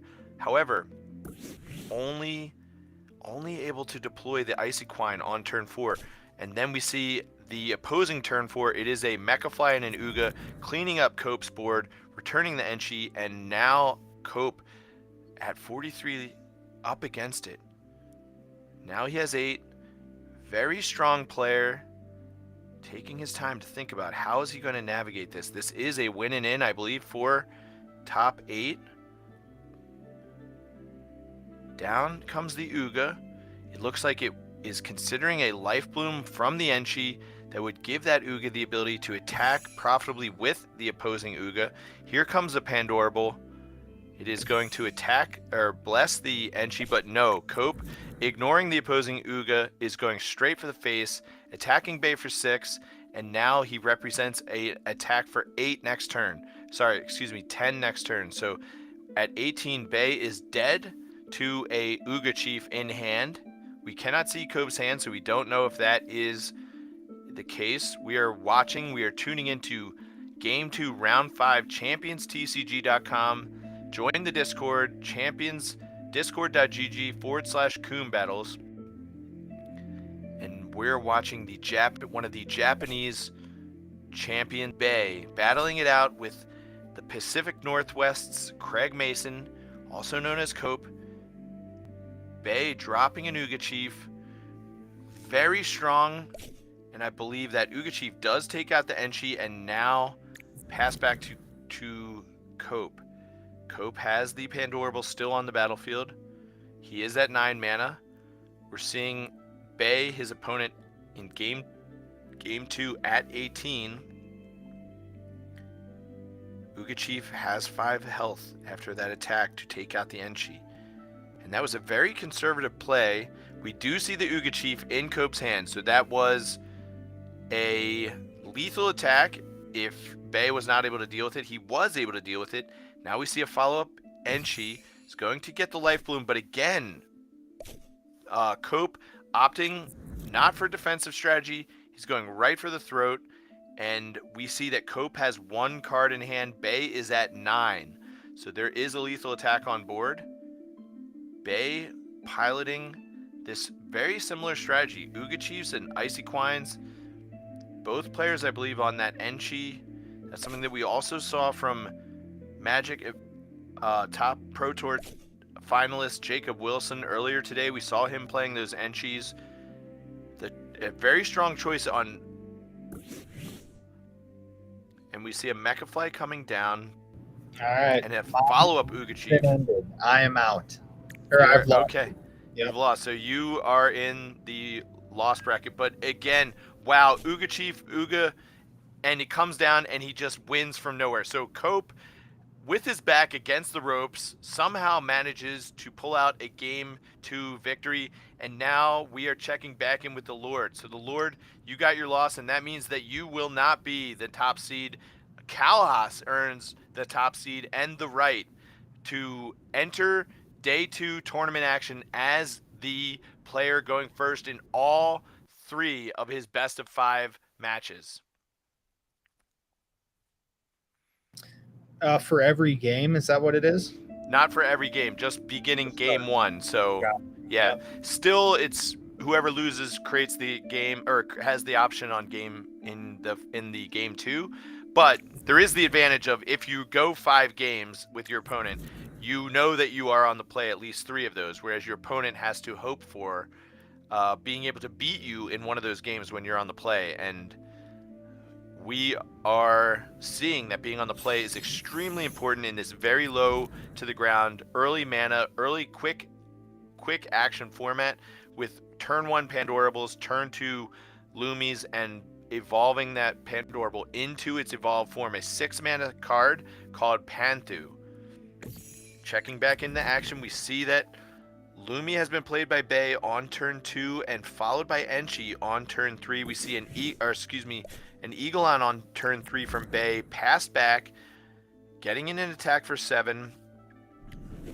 Scorchwing coming down, doing work, but leaving that Eagle-On out on the battlefield. Let's see if that comes in to impact things. On 4 mana, the Uga comes down, full mana value. 4 to spend, 4 cast it, hard casting that Uga. And an attack for 8. Icy Quine on 4, attacks back, and now again that Eagle-On that survived that, incredulously survived that Scorchwing on turn 3 from Cope, sticking around and stealing another 2. That's 4 additional damage that Eagle-On has got in. Cope would be at 47 were it not for that very, very timid Inferno that barely clipped the wings of that Eagle-On. A follow-up Icy Quine from Bay, freezing the Icy Quine of Cope. This is the first turn where that Icy Quine is now frozen. We're going to see an attack killing that opposing Icy Quine, and that Uga is frozen one more turn. So again, the Eagle-On here coming down, and Uga Chief on turn 6. Hard casting, getting another attack in from that Eagle-On that survived. That is 6 damage that Eagle-On has dealt by sticking around incredulously. And here, this Uga will be able to attack next turn. So we see an Uga Chief here. That Enchi finally taking out the damage, the Eagle-On there. And again, Cope attacking for 4, evolving that Uga. We see an evolving of the Endpal from the Enchi. Uga, a very strong attack. Uga with the Life Bloom, with the Blessing from the Lumi, getting all the way up to a 9/10, and then finally able to attack and kill that Uga Chief. And here at 4 mana, he still has an Enchi to drop, and the target will be that Endpal. And now that Endpal all the way up to an 8/8. Build your own Uga Chief, and we see a Uga. Wow, and a Scorchwing coming down. Double Scorchwing turn, able to get that Endpal, that 8/8, the build a Chief off the battlefield, and followed up by a Monkey. And we see an attack for 10. Remember, Cope suffering that 6 damage from that Eagle-On that somehow survived the Scorchwing, and now he's down to 23. Very, very, very low life total in this very tense Game 3, Round 5 winning in for both players. We see an attack from the Uga Chief. We see the Lumi trade, the Enchi trade, and there you go. That's Bob's Your Uncle, an attack from Lumi, and finally Scorchwing coming down, doing the cleanup work. Uga Chief dropping Cope to 15, and now on 8 mana, what is the play here? We see an Uga Chief coming down, a Pandorable, Life Bloom on that Uga. It's going to be a double attack on this Uga, on this Uga Chief from the Monkey and the Uga. The Uga will survive at 2 due to that Life Bloom, but a Scorchwing from the Flammy gets both cards and a Mechafly with nothing to return. Pass back. Somehow Cope able to stabilize here. He is at 15. Remember, he took 6 damage from that very unlucky Scorchwing from the initial Eagle-On that survived with only a 1 Inferno. So now being at 15, extremely important. And a Monkey coming down, an attack for 8 will drop Cope to 7. And we may see Bay skate into the top 8 here to face against the likes of Calhas, who was able to take out Coomlord. And Coomlord also going to be a top 8 player. We will see Bay likely secure a berth with this victory. We still have to do the math, so it's not a guarantee that Bay has made it, but we are going to do some math and figure out which of these players has earned their berth. Yeah, we see a attack for 8 on the board, lethal, and Cope, our reigning world champion, he is going to miss the day 2 action this time. But guess what? His loss is our win, because Cope, probably one of the best commentators in our community, would be happy to have him join us in the booth for live day 2 action of the top 8. But for now, I am going to flip you over so you can see what these players are actually playing for.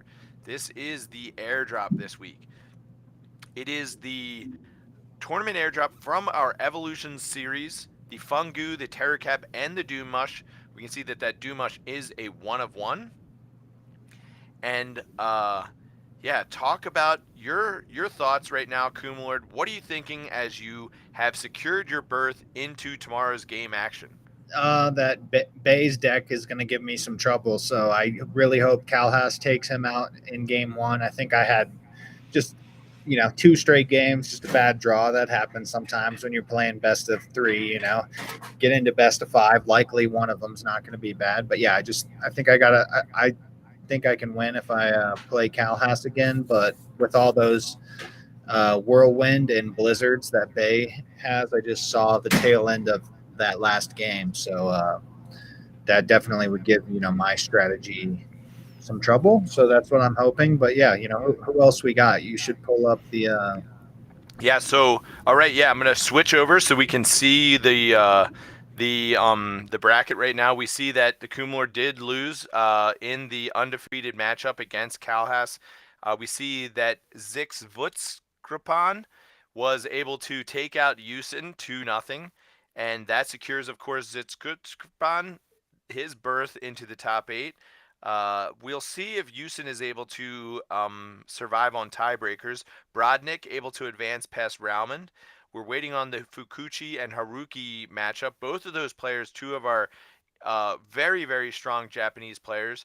And finally, we see from also our Japanese segment of players, tournament players, we see Oot having advanced 2-0 over Commander Chief.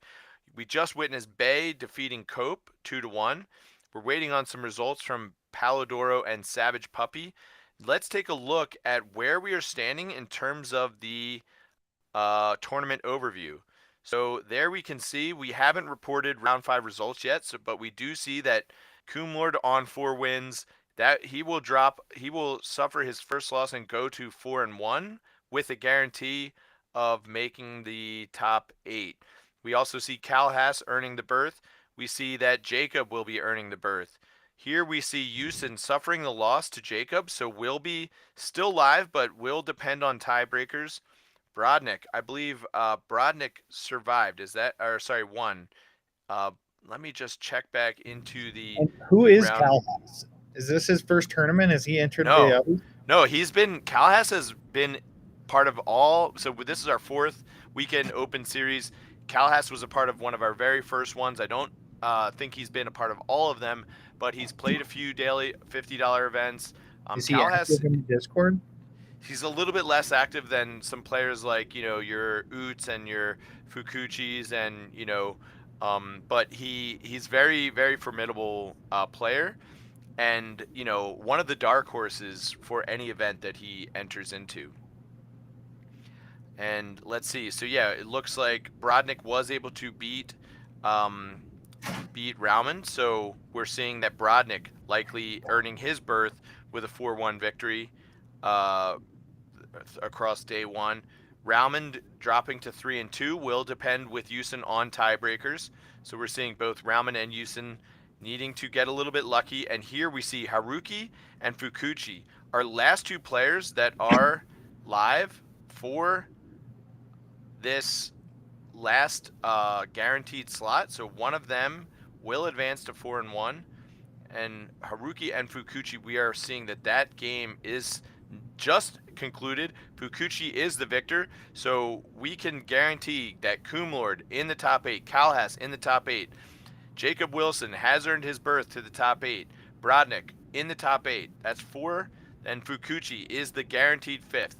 And now out of those 5, we did see that Commander Chief dropped to Oot. I believe that was in the 2-win bracket. So Oot live for top 8. Oot's one of our players that's live. And usually what happens is these players who advanced and played in the they got paired up. So players like Yusin, who got paired up to play against Jacob Wilson, players like Raumund, who got paired up to compete against Brodnik. These are the players who I strongly imagine will be the ones who round out our top 8. I'm expecting it to be Yusin, Raumund, and Haruki, with Cope just barely missing his winning in. And Commander Chief also just barely missing his winning in. We see Oot, we see Fukuchi, we see Brodnik, we see Jacob Wilson, and of course the Lord and Kalhas. So the last 2 slots will go to very likely one of our top 8 players that got paired up. Raumund and Yusin and Raumund, the most likely candidates, but it could be Haruki. It's between Yusin, Raumund, and Haruki, if my math is correct.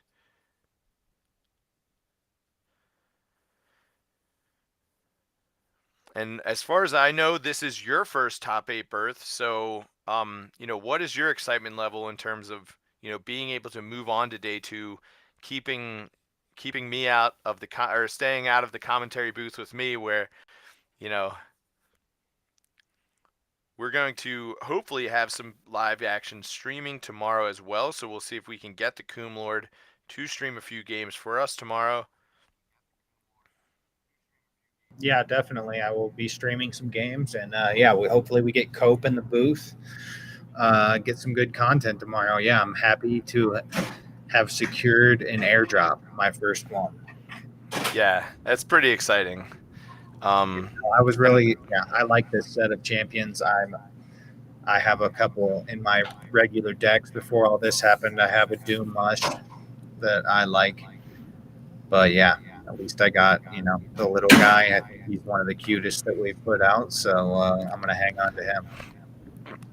The Doom Mush or the Fungu, because both of them are really cute. The Doom Mush I think is the best skin for sure in this, and I prefer playing with the Doom Mush, so I would love to have. But I mean, worst case, I get the Fungu, and I think that's one of our, especially this skin is one of our cutest champions. Yeah, well, we have a saying in our family of "Don't give me no negative vibes." So no, don't worry about that Fungu. You keep fighting for that Doom Mush. No negative vibes today. We are live for top 8. We're talking with the Coom Lord, the creator of the Champions TCG.com universe, and you just launched into your first official top 8. So yeah, we will be rooting for you to earn that Doom Mush, absolutely. And we have one more match that we're waiting for the result, and that is between Palodoro and Savage Puppy. I think Palodoro said that, or guaranteed a win in the tournament or something. I was reading this morning. So, but yeah, we got Nikki Sanders there that she's taking on a formidable opponent. So, yeah, what do we know where it stands or what's going on? What are they at? 1-1, obviously, in game 3. I'm going to check in really quickly just to see if I can follow up on the results from Palodoro and Savage Puppy. Isn't he? So, yeah, let's check in to see. He typically streams on Twitch, so see if we can't check in to his stream. Live. He's not live. Okay. Yeah, no, not live. Then in lieu of being able to check in his live action, sometimes I can pop into the live stream and to the match room. And all right, so we do see some game communication here. Let's see if I can check in on what's been going on. So Palodoro did win the coin flip, was able to choose.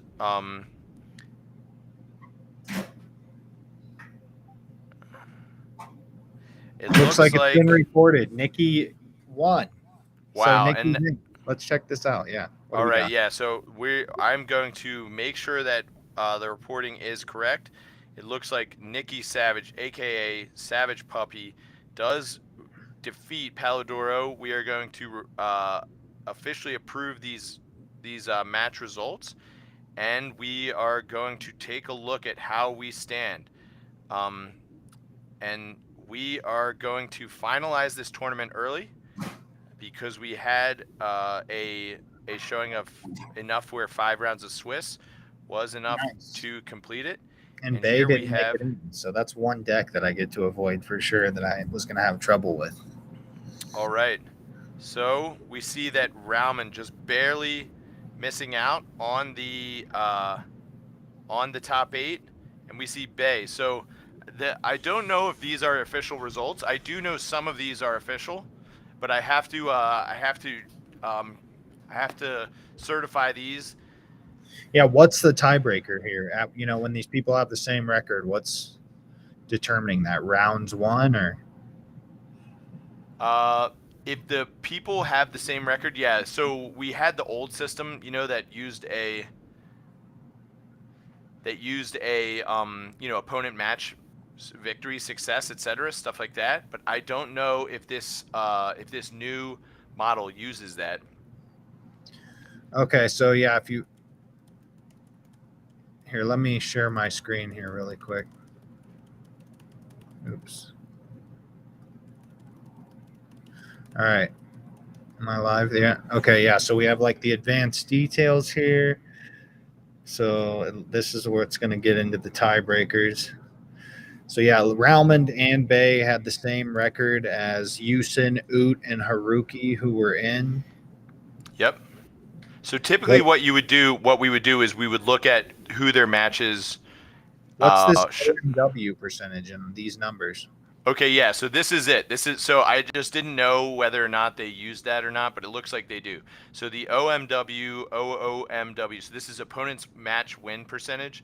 So if you beat 3 play. players, but they all lost, all of their Yep. matches, and someone else beat 3 players, but those players ended up making the top 8, then you get an advantage for the success that your opponents had in the match. Yep.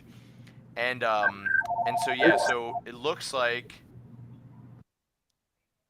opponent's match winning percentage is the tiebreaker, and so the final 3 slots do go to. What are these other SC, SA? SC would be give me one sec. So yeah, I have to confirm. I don't have those off the top of my head right now. Okay, so but these numbers then these are official then. These are official, assuming that all match results were reported correctly. Sometimes people don't realize that how many games your opponent has won matter, and they just report they might have won 2-1, but they don't think that matters, so they just report 2-0. But it actually does matter. So assuming that all results have been officially submitted and submitted correctly, yeah, then we have our top 8. Give me just one moment just to double check again. So we are looking at, there is 13 players that have at least 3 match wins. And so the qualifying determinant is the opponent's match win percentage. And it's match win percentage, importantly, not game win percentage. So yeah, so opponent's match winning percentage, and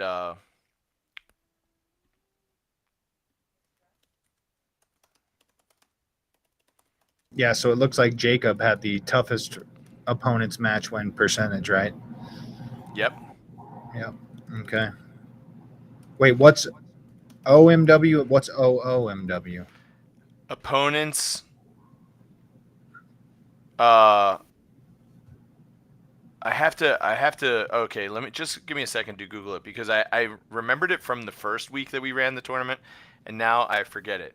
Yeah, I can't find any of the glossary or something of what these are. Yeah. So there's OMW, which is the average of the match win percentages for all your opponents. And then there is OOMW, which is I believe it might be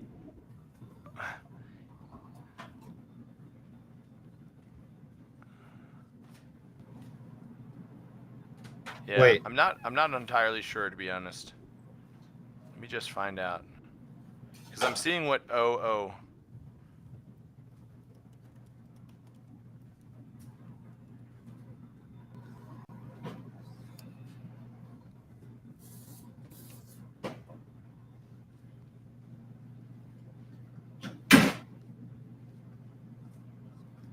Yeah. If you wouldn't mind, can you try to figure out what OOMW? It doesn't matter in this case because we are cutting based on OMW right now. So so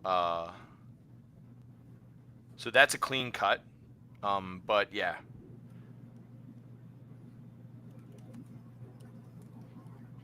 I didn't hear what you said there. Sorry. Oh, if you wouldn't mind trying to get a clarification on what OOMW means. But it's not going to matter because it's a clean cut based on OMW. But I just want to, in case anyone has a question. All right, Yeah, no, Coomlord, all I of believe these. you are second. You are second seed, right? Yes. So that does mean that you are on the play against everyone except Calhouse, which still gives you a strong advantage.